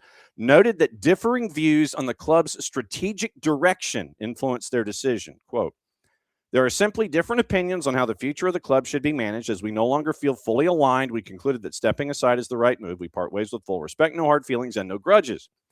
We leave on good terms, thankful to all who supported us. While we understand this news may cause disappointment, our decision was made carefully and with conviction. Vanuatu will always have a special place in our hearts. Thank you, Tomas. And so, and then you had the note from the league in and of itself. And so, Vanuatu legend Brian Kaltak was also asked about it. And so, he is looking at things. Long-time Vanuatu national team player. So, press release. Daniel Rick Malau is a part of. Darval Simon is assuming the role of interim general manager, taking charge of the traveling delegation for the first series. Appointment follows the decisions of Hoppel as outgoing GM not to travel as a part of his planned transition within the team leadership. Decision was made by the board after successive meetings this week. The Football Federation expresses full confidence in Mr. Simon, instrumental in the foundational development of the club in his previous position as team manager. And then you have quotes from the board. Team flight to Auckland, which was earlier today, happening as scheduled. Final briefing with the players following this morning in the final training session. Interim GM Darval Simon, Coach Lars, and the players every success going forward. And so that's from the actual, like the press officer of the Football Federation when it comes to what's going on with that. And so you have the first 5 rounds of fixtures, and it is literally, you're looking at it, opportunities where it is 3 matches in a week, then it's 3 matches in 10 days, 3 matches in a week, 2 matches in 4 days, then 3 matches in a week. Man, that is rough. But that's what they were looking for when it came to the hub system and getting everything squared away. So that was David. I hope that helps. So we'll see what the decisions are when it comes to club and philosophy and all that kind of stuff. So good morning, Ricky. Morning, David. Morning, Emmy Lacist, who is here this morning for the first time. So morning, Abby. Morning, Alex. Morning, David. And so that is where we are this morning. And once again, we can't thank the coaches enough that come and hang out with us, and we can't thank everybody enough for dropping by and being a part of things. So once again, Nate Miller dropping by in about 5 minutes. Now, also, you have a couple of other signings going on. The Revs signed midfielder Cristiano Oliveira as a homegrown product, Somerville, New England's second Brazilian American Academy alum who's going to ascend. And so he's now signed as a homegrown to the MLS roster. 4-year deal, contract through December of 2029. Now, yesterday the Sounders signed Yusuke Onome and another couple, and Sebastian Gomez from Tacoma Defiance. Now, yesterday, in the signing and the press conference that was attached to Cristian Espinoza going from San Jose to Nashville, word came out on Unfiltered that apparently, and according to Landon Donovan in San Jose, someone in the San Jose front office forgot to, quote, trigger the option to trigger the option. So this was the original reporting, or the original words that Landon Donovan. So Landon Donovan on Unfiltered said that someone in the San Jose front office forgot to file the paperwork to trigger the option on Cristian Espinoza, which meant he was a free agent, which meant that Nashville picked him up. And so Ben Wright up in the 615, he says, can confirm this, by the way. Espinoza was never supposed to hit free agency. Massive mistake. So you end up with an error of errored proportions. And maybe that's why Timo Werner might be being chased by San Jose at present. But apparently someone in the front office in San Jose forgot to file paperwork to trigger the option on Cristiano Espinosa. He turned into a free agent. He signed with Nashville. And so someone, and if this is the case, if this is in fact the case, that this was what went down, that is, I shudder to think what the conversations are going to be like with Bruce Arena. I really do. What are the conversations going to be like with Bruce Arena when it comes to why did we let this happen? Why did this happen? Why did we let this happen? And so that's kind of what you were, that's what you were looking at. Apparently, in the conversations going on involving Cristiano Espinosa's transfer, or just, well, it's not even a transfer technically, his move from San Jose to Nashville was because apparently someone in San Jose didn't file the paperwork to trigger the option on his contract. And so that made him a free agent, and he signs with Nashville. Nashville swoops in and gets Cristiano Espinosa. Once again, I don't know. And ever since we heard that initial wave of reports about Wolves being interested in Sam Surridge, haven't heard anything since. Is this adding resources so you have Espinosa, Surridge, Mukhtar, or is this Espinosa and Mukhtar and Espinosa's insurance if the initial talks that we heard with Wolves about Sam Surridge come to pass? That is the second question that I have in my head about all of this. Is Espinosa insurance to be paired with Mukhtar, or is it going to be the three-headed monster in the attack to give folks something to think about when it comes to 2026? That, to me, is the conversation.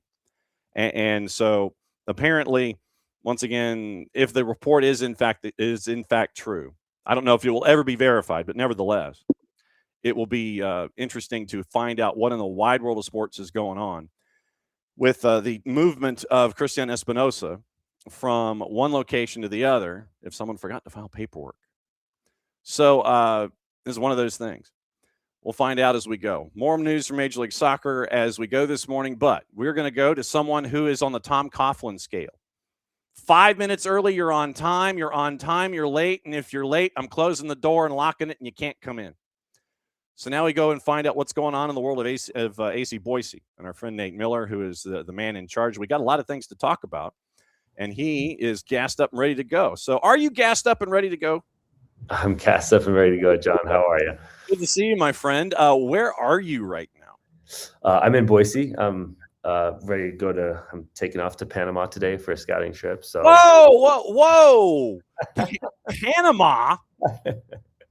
That's right. Players come from all over the globe, John. Oh, yeah. Well, yeah, I know this, but you get to go down and catch up with folks in Central America in person. When you started this whole thing, it's like, okay, did you have like the big Animaniacs map and sit there and go, well, I want to go here, and here? I mean, the scout walk me through this scouting and this field trip, man. Well, yeah, this one came up from a couple of agents I've worked with in the past that I've been fortunate enough to bring in some good young players from different countries, especially African countries, but they have a really good network in Panama, and Panama is a country that's producing a lot of very good young players. The league is extremely young. Some of the teams we're visiting, the first division teams, the average age is like 20 years old. And there's a lot of players coming out of there now, but like, I think it's important to get to markets before they're, extremely picked over and discovered. And so looking for some specific profiles, they have some great athletes that are being produced down there. And so, yeah, I think for me, what I've learned is if you want the best guys that fit you, the best profiles, the best prices, you got to go to the source. So you can't just sit behind your computer. So That's what I'm doing. Don't be too jealous, though. My flight itinerary, if you look at it, I'm leaving tonight. It's not going to be the prettiest trip, so you don't have to be too jealous of my travel itinerary. Well, but I mean, if you were to, post pictures on the social media and sit there and go, "Hey, well, if you did if you did an airport diary of, hey, I'm here in this airport. Now I'm in this airport. Now I'm in this airport. Now I'm actually watching a match." I just have this vision now of an itinerary that's like 19 pages long, transferring about 9 different times in flights. I imagine it's either Boise to Denver or Boise to Houston, and then flying from one of those locations into Central America, maybe a stop in Mexico City, or are you getting the Nate Miller special where it's like nonstop from Boise to Panama City, Panama? Yeah, on a private jet. No, to be fair, at first it was kind of what you were describing, and I went back. I was like, guys, I don't know about this, and credit to them, they got me to Boise to LAX straight to Panama City, so it's not going to be terrible. Okay, just like I said, through the night. It's through the night. So okay, because I mean, I was just making sure that it wasn't like 38 stops and all these kinds of things. Yeah. What has it been like for you to assemble something from scratch where you can take a flight from Boise to LAX to Panama City? Oh man, it's a long process. Fortunately, this is my 3rd time doing it as an expansion team, and so I do love it. There's something sick about me with that. I do love it, but it is a great, like, it's so unique, right, to our soccer culture here. Expansion teams, like in other countries, people don't really understand what you're talking about, and so, like, what do you mean the club didn't exist before? That doesn't make sense. But it is a great opportunity because every single player that you bring in and everything that you're building is what you want. And like, if there's a mistake, it's on you. There aren't players coming in where you're trying to move on and you're stuck to guys on contracts. It is like a very unique moment. And so I take it very seriously because I know all the work that we've been doing the last few months and even now, and we're not going to be done till, mid preseason, late preseason with players on trial, is like, that will pretty much dictate most of your happiness or unhappiness as an individual for 10 months. So you better get it right. And so I know the ups and downs of a long season. And so more than the players that we're looking for, I know like the type of men I'm looking for, because you spend a lot of time together and it's a long career and the seasons are long, and you have to like really, first of all, trust the players like as human beings first, and then really enjoy who they are so that you can build something that it is different and is unique. And building culture there's no better opportunity than expansion teams because you're starting with a blank canvas, as you know. And, so Nate Miller has completed breakfast and he's getting ready for a long day as he heads to the airport eventually before he heads to Central America, hanging out with us here on the morning show. When you have those initial conversations, you mentioned obviously that there are folks that may not necessarily understand. It's like, no, we're new at this because they're used to dealing with clubs that have pedigrees of decades and things like that. Do you experience any added stumbling blocks when it comes to trying to convince players to come to a location in either of your 3 startups?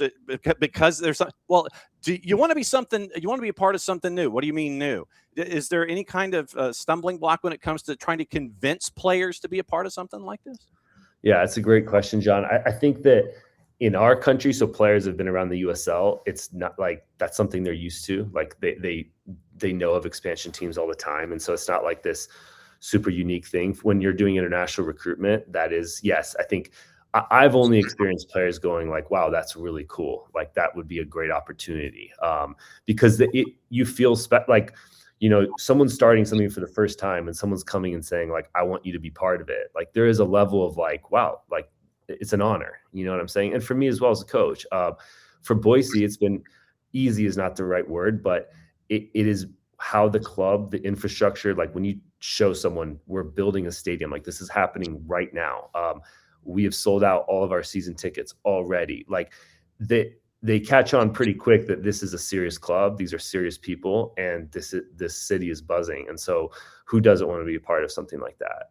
And so I think that is not really an obstacle at all. Now at other clubs, I think it could be and every expansion team I've been on is very different, and each city is very different. But this city is also like growing extremely fast. Like a lot of people are moving to Boise. And so I hadn't really thought about Boise too much before the last year at all. But it seems like there's, the city is exciting, a lot of people moving here, and the club is doing things the right way. And so when you can show people a vision of now and in the future, off the field and then on the field, of this is who we are, this is exactly how you fit into that. I think when you give people like a very clear windshield, is this is where we're going and this is the seat you're in and this is why we want you, I think you get really good responses from that. Yeah, and it takes a special kind of individual who has a special type of internal constitution that gets, regardless of whether they understand the USL dynamic or an expansion franchise dynamic or not, it takes a special individual to come into a situation like this outside of the on the field stuff that you're looking for philosophically, that they fit what you're looking for. They've got to understand that it might not be, 32-0 out of the blocks. There might be some lean times where you're on a roadie that you're, playing 3 times in 12 days and you hit a rough patch, and you've got to navigate that as a first-year team. So you've got to be looking for special folks that have that understand what it's like between the ears as much as what you're looking for them on the field too. Absolutely. That's well said. And I think just to add on that, I think that that's not just expansion team. That's because something that's so unique about our league in the world is just the travel. And so like having players really understand that this is like you have to show up to away games, as you just mentioned, in the right frame of mind, because some of these travel days are no joke. That's why I think it's important to build your core with USL players who understand that. Because if you come from, let's just say you come from Scotland, right? Your games are like 1.5-hour bus ride max. And then all of a sudden now you're trying to get from Boise to our first away match is Sarasota. Like that's like, that's a serious trip. So that's one of those things where it's like you have to get used to it, and you need players who've lived it so they can kind of guide the other guys.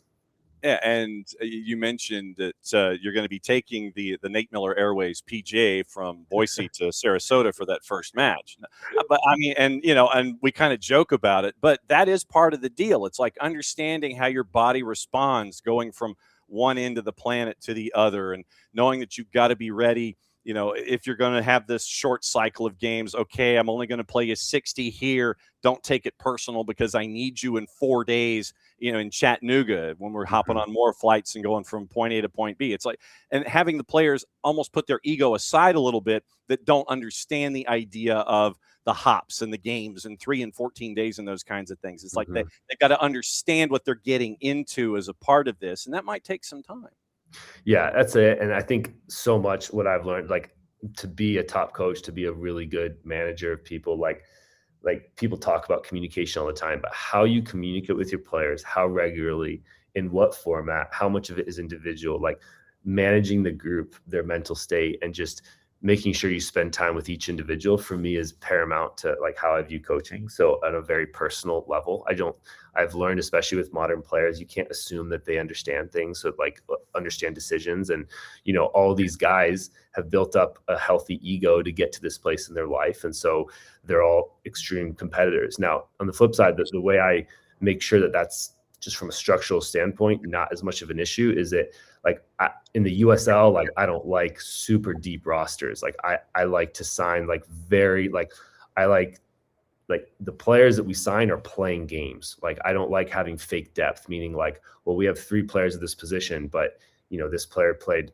450 minutes in the season. That's not how I build teams. I really like to build teams where you have, I call it 15 starters, like guys who are like, everyone's so invested because everyone's a part of it. And so I think part of creating that culture and that togetherness is making sure that how you structure the roster is one that like everyone who's here every day is playing a big role. And especially in the USL, I really believe that that's super important. So that's a big part of it. How long did it take you to like the idea internally of, I'm a short bench guy? Because there are folks that will sit there and, whether, if you want to bring in the college basketball analogy, they'll sit there and go, yeah, I don't mind doing a fire wagon change and I'll swap out and I've got a second wave and all this kind of stuff. But there are some guys that have been very, very successful in college basketball, as an example. This doesn't go, nah, I've got like my one or two guys. I play with 7 and I'm cool with that. And everybody else knows that if it ends up as the next man up, then they're called upon. How long did it take you to get comfortable with that idea of, yeah, this is who I am. I'm a short bench guy. Yeah, I think like from a football style and identity standpoint, I'm not a pragmatist. Like I very much want to entertain, and we play expansive football. From what we're talking about right now, it's just like pragmatic learning, like what works. And what works is like, instead of having a second number 6 who isn't of the quality that I want, like my starting number 8 can play there too. And so my point is, like, I think there are guys that if you do recruitment right, can play in multiple positions and can cover, in different away games. He can play here. This center back can also play in this position. And so you obviously need depth, but that was just for me learning over time what worked for me, what worked for my teams to be successful, and kind of what made the group better. Now, it's not to say we don't have depth. We do, but my point is, like, I'm not looking to have too deep everywhere and go next man up. So I think that with how we train, I think you can create a lot of understanding from players on, so that a player is well equipped and has the tools to step in to do like a slightly different role on any given day. And you've got 5 new guys that you've signed, and it was a bulk buy. It's like it comes out on the release. There's like 5 dudes, and I was like, okay, you're not wasting any time.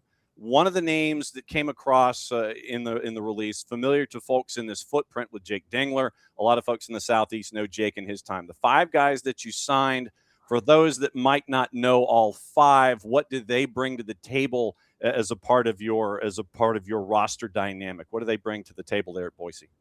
Sure. So, well, we've actually signed 15, but we haven't announced them all yet. So, I actually want to break some news here. I don't think people would be too happy with me if I did, but no, I'm trying to remember who's been announced. As you can imagine, that's not really my world. There's a whole thing to that, but I believe so. We obviously brought in Blake Bodley, who is a Boise native, who I've coached in the past in San Diego. And to be fair, like, we're very fortunate to have Blake. It's a big signing. He would start on any USL championship team. He was one of the most sought after free agents. And so previous relationship with him coming home, this club doing things really well and being at a high level club, I think really helped bring him. You mentioned Jake Dengler. That was me in the last 6 months just watching the league. I actually didn't know who he was. And every time I turned on a Naples game, I'm like, your first time you watch him, I just thought he was like a classic 6'5" center back, good on aerial duels, tough, but he can really play. And what I really love about him is that he has like an indoor background. He played a lot of indoor. And so his ability to like play close to pressure, use the bottom of his foot, be very comfortable with the ball. Usually don't see that in the lower leagues from a player who's 6'5". And so I think that he brings a lot on set plays as well. And we have a set play specialist in Charlie Adams, who we've signed. And so as you put together your roster, you need to have very complementary pieces. And I think who Jake is and his strengths with the other, Jake Krul is our left center back, who's a very like ball progressive passer. He's been a very good player in this league.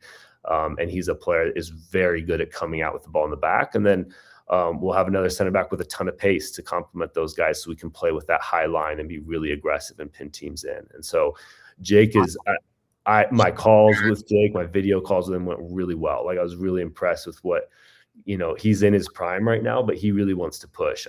He feels like he wants to take big next steps, and maybe he needs to be in an environment where more is demanded of him. And I'm going to demand a lot of Jake. And so, but he's a high performer in this league, and I think that's important to have in year 1. 6'5" in a phone booth doesn't hurt. Jonathan Ricketts and Nick Moon were the other 2. Okay. Yeah. Ricketts is a player I tried to sign in San Diego twice. He is like a really, like, first of all, amazing leader, amazing human being. At like data wise, he's always pops. It's interesting. Like his dual rate, like his ability to break up play, he's a very reliable and consistent player. And so he's a flexible player that can play across positions. He can play as a wing back. He can play as a right center back and a 3, both sides, fullback. So again, telling you about how we're talking about how to build a roster. That's a player that can do he can fulfill a lot of roles you ask of him. Okay.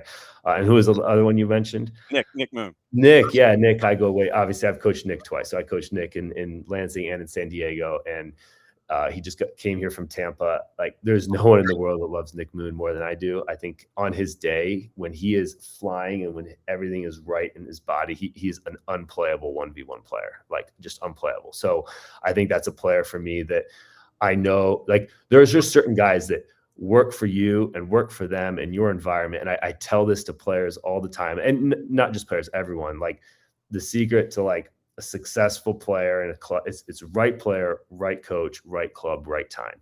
If one of those things isn't right, there could be a really good player out there that you don't see much from. But if all those things are right, like, players can really, really flourish. And Nick has always been like that for me. And I'm really like thankful that he chose to come here. Nate Miller, head coach at AC Boise, before he travels to Panama. And how long are you down there, by the way? 4 days. Okay, so let's see. So if you're leaving today, so you're back on Monday? I'm back very late Sunday night, and then we have a closed door trial on Monday and Tuesday. Oh, So, wow. yeah. I was gonna say, well, Friday morning East Coast time let me check my grid here. Well, 10:30 Friday morning East Coast time. If you're in Panama and you just happen to be at a game scouting players, you could always hop on. Sure. Go ahead. We can work it out. We can do it live from the stadium without even That's what I'm saying. So look, from 10:30 to 11:05 or beyond, we are wide open right now. Go ahead. I'm up for anything. Let's do it. If you've got miles and points, and your phone service and the Wi-Fi in Panama works, you can sit there and say, this is me live scouting dudes, and this is me walking down the streets in Panama City, Panama, having lunch. Yeah, I'll just send you my Verizon bill, and we got a deal. I thought that went upstairs, and not it goes upstairs to the administration. No, I was promoting the club. I was showing what we're doing with all of this money that you're investing in me right now. So Nate Miller hanging out with us as he's getting ready to hit the road for AC Boise. You mentioned data, and how much of a data guy are you when it comes to looking at players? Because you can't register garra, you can't register heart and want to and all those kinds of things, the emotional aspect of it, through data. How much does data play into what you're looking for when you're trying to assemble a roster? Yeah, I just had this conversation previously with someone, and I think it's a great question. And I think that like our soccer culture and really sports culture is so used to just saying data as if it's like this overarching thing. And it's like, when someone says that, I'm like, what do you mean? What exactly are you talking about right now? And so I think that, and the key for me is data definitely has its place, but it has to be a comparable situation. Meaning, like, it is very hard to compare, like, let's just use Panama, for example, that league to the USL Championship. If there's never been any player movement between the two and no comparisons and no precedent, like, someone who maybe is not experienced with what they're doing could say, well, he looks good on the data. And I'm like, okay, compared to that league and compared to those players, and where have they gone? How does that league stack up to this league in terms of strength, but also of style? And so it's like, I think you need to have like a very comparable data set to say, like, okay, this player is really like strong in data. So, but if we're talking about USL, just the USL ecosystem, it can be very helpful if your tools are good, though. Like I think that there's a lot of data tools that aren't very good. Like, I think we just see the output, but like, I am always asking, like, what's going into this? Like, I want to know what the back end is, because at the end of the day, the data is only as good. What comes out is only as good as like what it's using. And I think sometimes some tools I've been super disappointed to be like, well, I disagree with like how they're like even calling it, what is a duel, So I think there are certain like really good data, like, there are really good like tools out there, and then there are some poor ones, and it's an industry that's really growing. And I think there's so many options out there, and I think that you have to not just pick carefully, but also analyze the data correctly. I think the people that use data correctly get the data and then use it in context to what you're looking for. And I think that's a very hard thing to do. But I would, to me, I still really, really believe in like seeing what you're seeing. And I'll give this example. This is why. Like when you say a player looks good in data, like when you're looking at recruitment, you can see 1 year, you know, his like pie chart is like this, like 98 percentile of everything. Goes to a different club, new coach, and it's like completely different. And so it's like, well, he has good data in the right environment, but in another environment, he's really bad. So my point is like the data is just capturing what the player is doing on match day. And as we all know, it's a human business. What players do on match day, it has a lot, like, can change drastically based on what club they're at and what coach they have and the whole environment that they're in. And so I think it's very, very complex it's a very complex part of recruitment, but it definitely has its place. Because data doesn't give you emotional and physical context. Right. And and it's always changing, and players are always changing. And it looks like a data on the same player on 2 different years is way different. And so you can't just take the most recent year and say that's who this player is. You have to figure out what will he be like for us, and that's recruitment. Okay. So Nate Miller, who has signed 5, he's actually officially signed 5, but he says he signed 15. He can't tell us the other 10. And he's going to Panama to recruit. And so I looked at the Clausura schedule, which apparently is kicking off this weekend. Yeah, this weekend, match day 1. Wink, wink, nudge, nudge. Round 1 has, let's see. So if today is Wednesday, so there's one match. The Clausura kickoff is on Friday night. And then there are 3 other matches on Saturday, one Saturday afternoon, one Saturday at dinner time, and one late. And if you are going to make your flight, you will not be seeing Alianza and Tauro on Sunday at 7:15. So there are 8 clubs that are going to be playing by the time you get down there, unless you're going to be watching Alianza and Tauro from the airport. Am I accurate, sir, in my assessments of the? Yep, I'm looking at my schedule here. So we're seeing multiple games in one day. So I'm seeing 1, 2, 3, 4, 5, 6.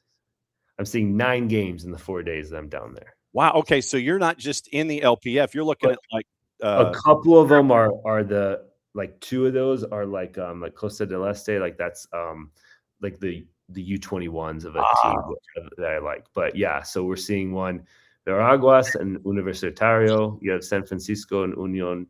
You have Plaza and Sporting, Alianza and Tauro, all those clubs. So and a lot of those clubs have a lot of very, very good young players. Yes, so. and we get to see them in the Triple C, the CONCACAF Champions, the Extravaganza. We've seen Alianza, we've seen Tauro, we've seen Independiente, we've seen San Francisco. But yeah, Veraguas and Deportivo Universitario is the kickoff in the Clausura. That is at 8:30 on Friday night. Okay, so I see how this works. Yep. In a perfect world, when you go down, what are you looking to accomplish? Is it initial relationships? Is it solidifying player transfers? How far down the road do you look to go in a situation like this? Yeah, that's a great question. You never know what you're going to find when you're on the ground. And so you don't go blind. Like the people bringing us in. So it's an agent that I really trust that I've worked with in the past that's bringing us down there. They actually pay for the few coaches that they ask to come down. So they're kind of arranging the trip. So when we go down there, that they've done a great job. The reason you have to trust the people on the ground, that they're connectors. You need to have connectors down there. You can't just go watch a game. So there's kind of like an initial list of players that, hey, we think these guys are available and we think that they're available to move and we think that they're players you'd be interested in. Now, when you're down there, anything can happen and you can see whatever you see, but you have to have like intermediaries, people on the ground, translators, people who can make things happen. And in different countries, that takes on different shapes on who those people are. There's, as you know, this is life. Like, this is how life works, right? Like, there are just people who are able to open doors and move things. And the more you're connected with those people, you have to have all that in place before you take on a trip like this, or else I think that it's not going to be the best use of your time. I was going to say, it's like you're going to 9 matches. It's like, how are you getting credentials for all these 9 matches? You're paying for tickets and just wandering in, sitting in the end zone. It's like, right. Yeah, I'm going to go to all 9 of these matches. It sounds like, Ron Meyer when he was the head coach at SMU. We see 40 games on a weekend in high school, those kinds of things. I cannot thank you enough for this. Obviously, on the flip side, when you want to announce the other 10 players, plus all the success that you've had in Panama. Obviously, you've got a home. You can come in here and break news anytime you want. Okay.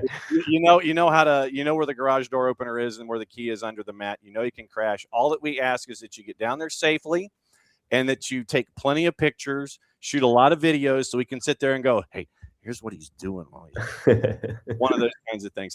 Cannot thank you enough for visiting during breakfast in Boise. Oh, that's a segment right there. Breakfast in Boise with you. We will catch up with you on the flip side as we get obviously closer and closer to the beginning of season number 1. Be safe, my friend. We will see you soon. Thank you, John. Take care. Bye-bye. That's Nate Miller. He's the head coach at AC Boise, and he's putting up with all of our silly questions when it comes to building a franchise. So it was great to catch up with him and find out what's going on. But, yeah, so Nate Miller is apparently going to Panama. And it's not like, 19 different stops or anything like that. But apparently, yeah, so he is going to be down there for the first 5 matches of the first division. And his last match apparently is going to be on the 18th at 7:15 in the evening. And then I guess that's when you get out of town. So that's what you're looking at there out of Panama. You have the Clausura, which is underway. And then what other divisions are there? I don't want latest scores. I just want scheduled. So so that is the first division in Panama from our friends at Flash Score. But obviously we can't thank our friends enough over at AC Boise for dropping by and letting us know what's going on, pulling back the curtain as they're building a first-year franchise there in Boise. And it's been fun to kind of see what different parts of the build are like, whether it is the players themselves. Like I said, when Jake Dingler came out as the big name and the 5 that was released to those of us in this footprint, we're like, oh, okay, we do have to circle back with Nate and find out what's going on there. So it's been fun to look at the build. It's been fun to look at the build in a bunch of different ways today. Whether it was the build in the high school side at a place like Valdosta, and we are going to catch up with Coach Tanner at Thomas County Central. They've got their middle school schedule starting. We're going to catch up with him and have a separate conversation. So to find out what the build is like for 2 young coaches in the Valdosta tenure, they're experienced coaches around the state and here on the high school ranks, but to see what the build is like at a Valdosta, to see what a build is like in South Georgia, to see what a build is like in Auckland, New Zealand, for an established franchise group that knows what they're getting into, but they're going into another league so they can work their window and come into the Club World Cup scenarios there. And to find out what the build is like at AC Boise, where Coach Miller gets to put up with all of our questions and find out about the DNA that he has when it comes to the build and it comes to structure and all these kinds of things. And so that's why we wanted to kind of pair these 3 together today to go high school build and where the questions are, professional build for something completely new, and professional build in a league that is growing, but it's new in that particular environment. So there's a bit of a commonality today on Wednesday to kind of show you what's going on in and around everything. Okay, what to watch, where to watch it, how to watch it. It's from our friends at Fanatis. FNTZ.co/soccer down here. That link is important. Helps them, helps us, helps you by adding more matches to everything you're already watching. With Fanatis, you get the BNs, home of AFCON. Semifinals are today. We'll go over the juice boxes in a sec. You get TSA, matches from Argentina, Liga One Max Pro. You get to watch what's going on in other parts of South America. You get Tigo Sports. You get CATV. All of those, all in one place. One subscription, one home. That's Fanatis, FNTZ.co/soccer down here. Another couple of friends that we need to help out, to help us out and help you out as well. Our friends at Grady Baby. You'll remember that you might have seen the collaboration that we wear occasionally on the air. The Soccer is Just Better in Atlanta. The clothing line that's from our friends at Grady Baby. That's at grady-baby.com. grady-baby.com. That line, the Soccer is Just Better in Atlanta line, t-shirt, sweatshirt, red or black. It's about more than just gear. Proceeds from the campaign go directly toward growing the game through middle school soccer programs attached to the Atlanta public school system. Great message there. Support the message, support the game. Find it at grady-baby.com. And then also, about our relationship with the last country on the planet to start a national soccer program, the Marshall Islands. You can support the Marshall Islands Soccer Federation by visiting their website, picking up some of their incredible gear, including the scarf featuring the SDH Network logo. And it's got the new logo on it now. And you can get that through them. You can get it directly from me. I've got 2 left in the office, and I've got to make another order for a new round of 50. Just reach out. We'll make it happen. Check out the site. You might notice a familiar face on the promo photos. Our own Maddie Cruz modeling the scarf. It's what growing the game everywhere really looks like, especially with our friends from the Marshall Islands and Marshall Islands Soccer Federation. Once again, tomorrow, obviously, we're always efforting guests. But tomorrow, Power Hour, 10 o'clock, Nino and Nico. We're going to go around the world. We got to talk to Nino Torres about Xabi Alonso, and we're going to talk to Nico about everything going on in Major League Soccer, all the moves, all the names, all the things. That's going to be last half hour on your Thursday. Nino and Nico, the Power Hour is tomorrow. Friday, reminder, we're going to see if we can catch up with our friends at Beyond Goals Mentoring, see if we can find out what Greg Garza is up to. 10 o'clock, the majority owner of Macclesfield FC is going to be with us as we have reached out, and it is going to be one of those. It's going to be a really fun interview, and it's going to be a great opportunity to kind of see what's going on when it comes to the club in and of itself. And it is, when you have a story like what we have with Macclesfield, it's one that you can't ignore. And so it's going to be an opportunity for us to catch up with the majority owner of Macclesfield, and so that one's going to be a fun one when we catch up with Rob Smethurst, and that's going to be 10 o'clock Friday morning. Rob Smethurst, majority owner for Macclesfield FC. We're catching up with him after their big win over Crystal Palace. And we're going to catch up with him about the entire experience, probably block out that entire half hour on a Friday. So Rob Smethurst, majority owner, Macclesfield FC, he's going to be joining us at 10 o'clock right now as it is scheduled, 10 o'clock Friday morning on the network. So that's going to be really cool as we sit there and go with that. All right, so updating things. In Austin, Owen Wolf has undergone successful surgery to address a sports hernia. And the procedure was planned in coordination with the club. And Wolf is estimated to make a full recovery by mid to late February. He's immediately going to begin rehab at St. David's Performance Center. So that is news out of Austin this morning. Also, Charleston has that winger Juan David Torres has been loaned to Club Sport Boys of the Peruvian Liga Uno for the 26th season, pending league and federation approval. There is a purchase option for a fixed 6-figure fee if the club is interested after that. Now, also, Nashville SC has bought out a portion of Tyler Boyd's contract, exercised the 26 buyout on a retained portion after Boyd was claimed off waivers by LAFC. So the dynamics of this are as follows. So Nashville announces they exercised the 26 buyout option on a retained portion of Tyler Boyd's contract after he was claimed off waivers in re-entry by LAFC. Under MLS roster rules, a club is allowed at its own expense to buy out 2 players under guaranteed contracts a year and free up the corresponding salary budget space. So Nashville basically used one of their oopsies on Tyler Boyd.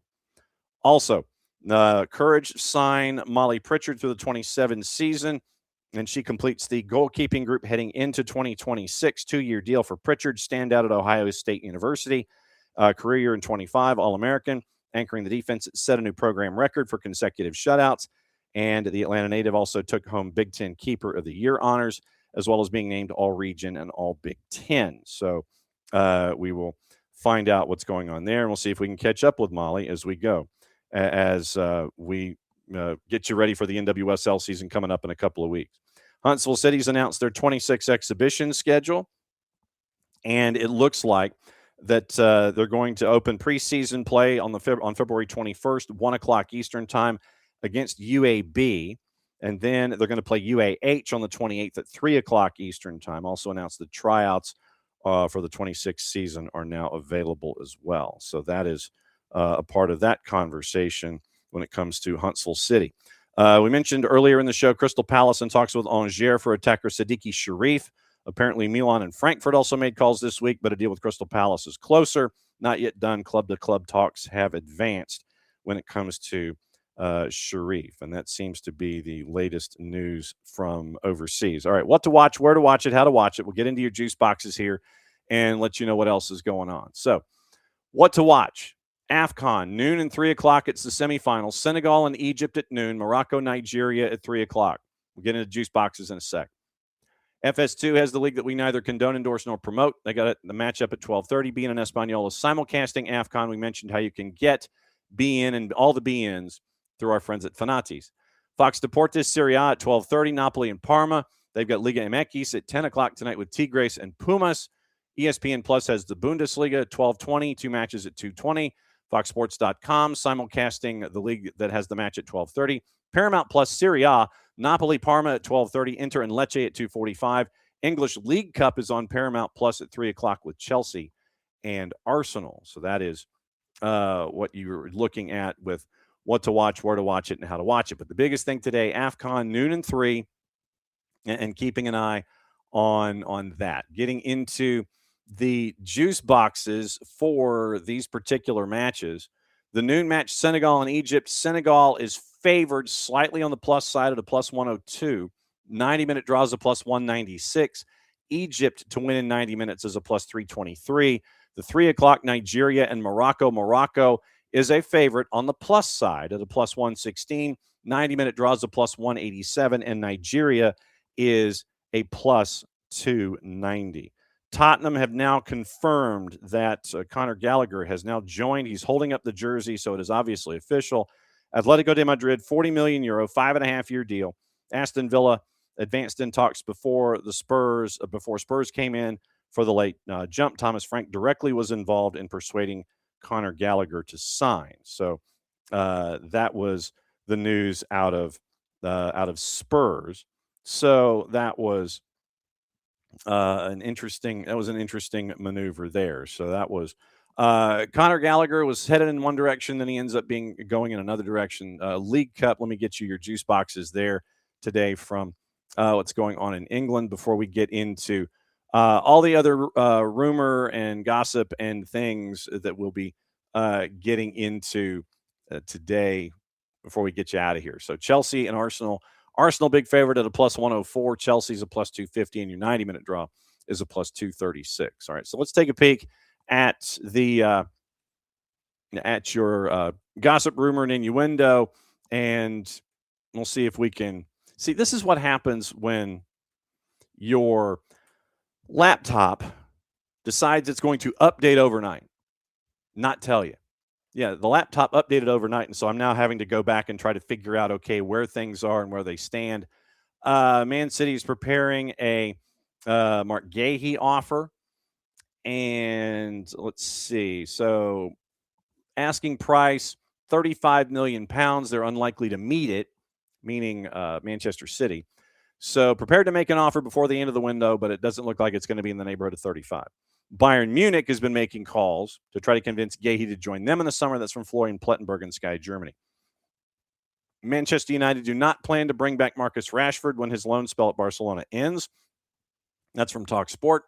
Manchester United and England U20 striker Ethan Wheatley will join Bradford City on loan. So Wheatley goes to Bradford City on loan until the end of the year. We mentioned Forest kicking the tires on Marcus Tavernier, but Bournemouth does not plan to sell. It's from the four-letter paper. Take the information at your own peril. Spurs are blocking all inquiries for Matisse Tell, despite loan interest from Paris FC. Once again, that's from our friend Florian Plettenberg. Bournemouth continuing talks with Ferenc Varos over the deal on Alex Toth after their initial £8.6 million deal was rejected. Newcastle considering signing a defender this month after Tino Livramento suffered a hamstring injury that's going to keep him out for 8 weeks. City, Brentford, Spurs are all set to miss out on Suleiman Sani. RB Leipzig finalizing a £4.5 million deal with Trenčín in Slovakia. Liverpool is not going to offload Joe Gomez after Connor Bradley suffered a season-ending knee injury. Jurgen Klopp is one of Real Madrid's top candidates to succeed Xabi Alonso. Conte and Enzo Maresca also being considered. But if you look at Jurgen Klopp's early comments, he says that there is something internally wrong, and it doesn't sound like he's all that interested. Arsenal do not intend to sell Ben White despite his lack of game time and interest from clubs like Everton and Manchester City. Let's see. News. Middlesbrough have agreed to sign Brighton's Jeremy Sarmiento on a permanent, currently on loan at Cremonese with Jamie Vardy. QPR turned down an offer for Jonathan Varane from Saint-Etienne. QPR have entered the race to sign Mark Leonard from Birmingham. Stoke advanced in talks on Cody Drame from Hull. Plymouth Argyle's Bali Mumba undergoing a medical at Huddersfield. Looks like the fee might be £1 million. Preston's Will Keane set to join Reading on loan. Bolton's Josh Dakers Cogley set to undergo a medical at Stockport County. Pompey advanced in talks to sign Luton's Milanic Ali, who only joined a year ago. So that is the gossip on multiple levels overseas. So let's take a peek, and we'll go and find out if there are any stories that we need to keep an eye on as we go. And we'll find out all of the news that's fit to print. Obviously, the Sam Coffey transfer, that's a big deal right now. $875,000 base, with as much as another 125,000 in incentives. So could be as up to 7 figures by the end of it all for Sam Coffey, having Sam Coffey going to Manchester City from Portland. So we'll find out honestly what Portland plans to do with the 875. Who do they plan on picking up, or are they going to kind of sit on it and wait to see what they can do going from there? So it looks like nothing in the news realm from our friends at the Guardian. So we'll see if there's any other transfer news or newsy news from our friends at Sky. They are mentioning the Conor Gallagher move. Once again, £34 million and euros and translation, all that kind of stuff. So 5.5-year deal. He held up the jersey, so it is now officially official. Rangers have completed the signing of left back Tor Romans from Westerlo, 3.5-year deal. Let's see. No surprise from Michael Bridge at Sky over the Paratici departure, but there is no definite replacement currently when it looks to filling that space. Let's see. Paratici is leaving Spurs only months after rejoining. Vinay Venkatesham, the CEO, said that he had expressed a desire to move back to his native country, and the statement is out on the Spurs website. Let's see. We mentioned Sam Coffey. We mentioned Sosa. Cologne are interested in Dan Neal from Sunderland. They're hoping to keep Romain Mundell. Feyenoord and Rangers are in pursuit. And we mentioned Daniel Mallon. And Connor Bradley, fully focused on rehab after undergoing season-ending knee surgery. He said on social media that the recovery starts now. So medical is done there, and we are in decent shape in that regard. So let me check the emails and see if there's anything else that I might have missed on our way out the door. Houston Dynamo, that's official. Okay, so Houston Dynamo trying to find lightning in a bottle more than once. They have officially re-signed Ache Ache. How different this individual is from the previous model, we don't know. Hector Herrera re-signed after spending 25 with Deportivo Toluca, helping them win both the Clausura and the Apertura. Center midfielder, 82 appearances in his first tour, 8 goals, 22 assists with Houston, best 11 honors in 23, all-star recognition 23 and 24. Contract through this season, so it's a 1+1. Ache Ache through 26, club option for 27. And the press conference and briefing is going to be tomorrow. Pat Onstad, quote, "It is an honor to welcome Hector back home to Houston. He is a respected leader both on and off the field and a player whose influence helped change the trajectory of this club during his first stint, guiding us to the club's 4th trophy in 23 and a club point record in 24. His return reflects a shared ambition to build on past success. While his role will evolve, we know Hector's leadership and winning mentality will elevate the standards of our club. He returns with a deep connection to the city and a clear understanding of what it takes to bring trophies back to Houston." Quote from Ben Olsen, more on Ache Ache. And so, 1+1 coming from Toluca at 35 years old. So it's a 1+1 for Ache Ache to return to Houston. Obviously, the exit in tour number 1 might be out of sight, out of mind for tour number 2. So we'll see what happens there with Hector Herrera, available to the media tomorrow for his rollout of Ache Ache version 2.0. here in Major League Soccer. I think that's going to put a pin in it for today. Once again, you got AFCON coming up top of the hour, noon and 3 on BN, and we'll find out who the AFCON finalists are as we go at the end of the day. Tomorrow, once again, Nino and Nico, your power hour at 10 o'clock. We'll take you through AFCON tomorrow in the hour number 1. All the other transfers, all the other news, all the other things. We are efforting guests as always. We'll find out what we can find out when it goes across the board, and we'll get you ready for Thursday Thoughts coming up here at 9:05 Eastern Time. Once again, remember, Rob Smethurst, majority owner, Macclesfield FC. Friday morning, 10 o'clock, he's going to be with us to talk about what happened in the FA Cup with Crystal Palace, talk about the club, talk about being a Phoenix club, sixth current tier in the pyramid in England, and we'll get all of the lowdown from him at 10 o'clock on Friday morning. So that is another go-round of SDH AM. Once again, thanks to our friends at Valdosta High, thanks to our friends at Thomas County Central, thanks to our friends at Auckland FC, and thanks to Nate Miller. Breakfast in Boise with Nate Miller as he gets ready for a trip to Panama, checking out 9 games in a weekend to try to find players and bring them north and find out what he's looking for from AC Boise. So it's a great education hanging out with him and finding out what's going on. We got to look at the build in high school, got to look at the build in Oceania, got to look at the build in Boise in USL League One. Thanks to all of you guys for dropping by this morning. And we will be back at it again, once again, 9:05 tomorrow, a little less than 22 hours. So since it is the end of the show, it means we get to do this. Back at it again, 9:05 tomorrow morning, Thursday, here on SDH AM. Season 10 rolls on in earnest.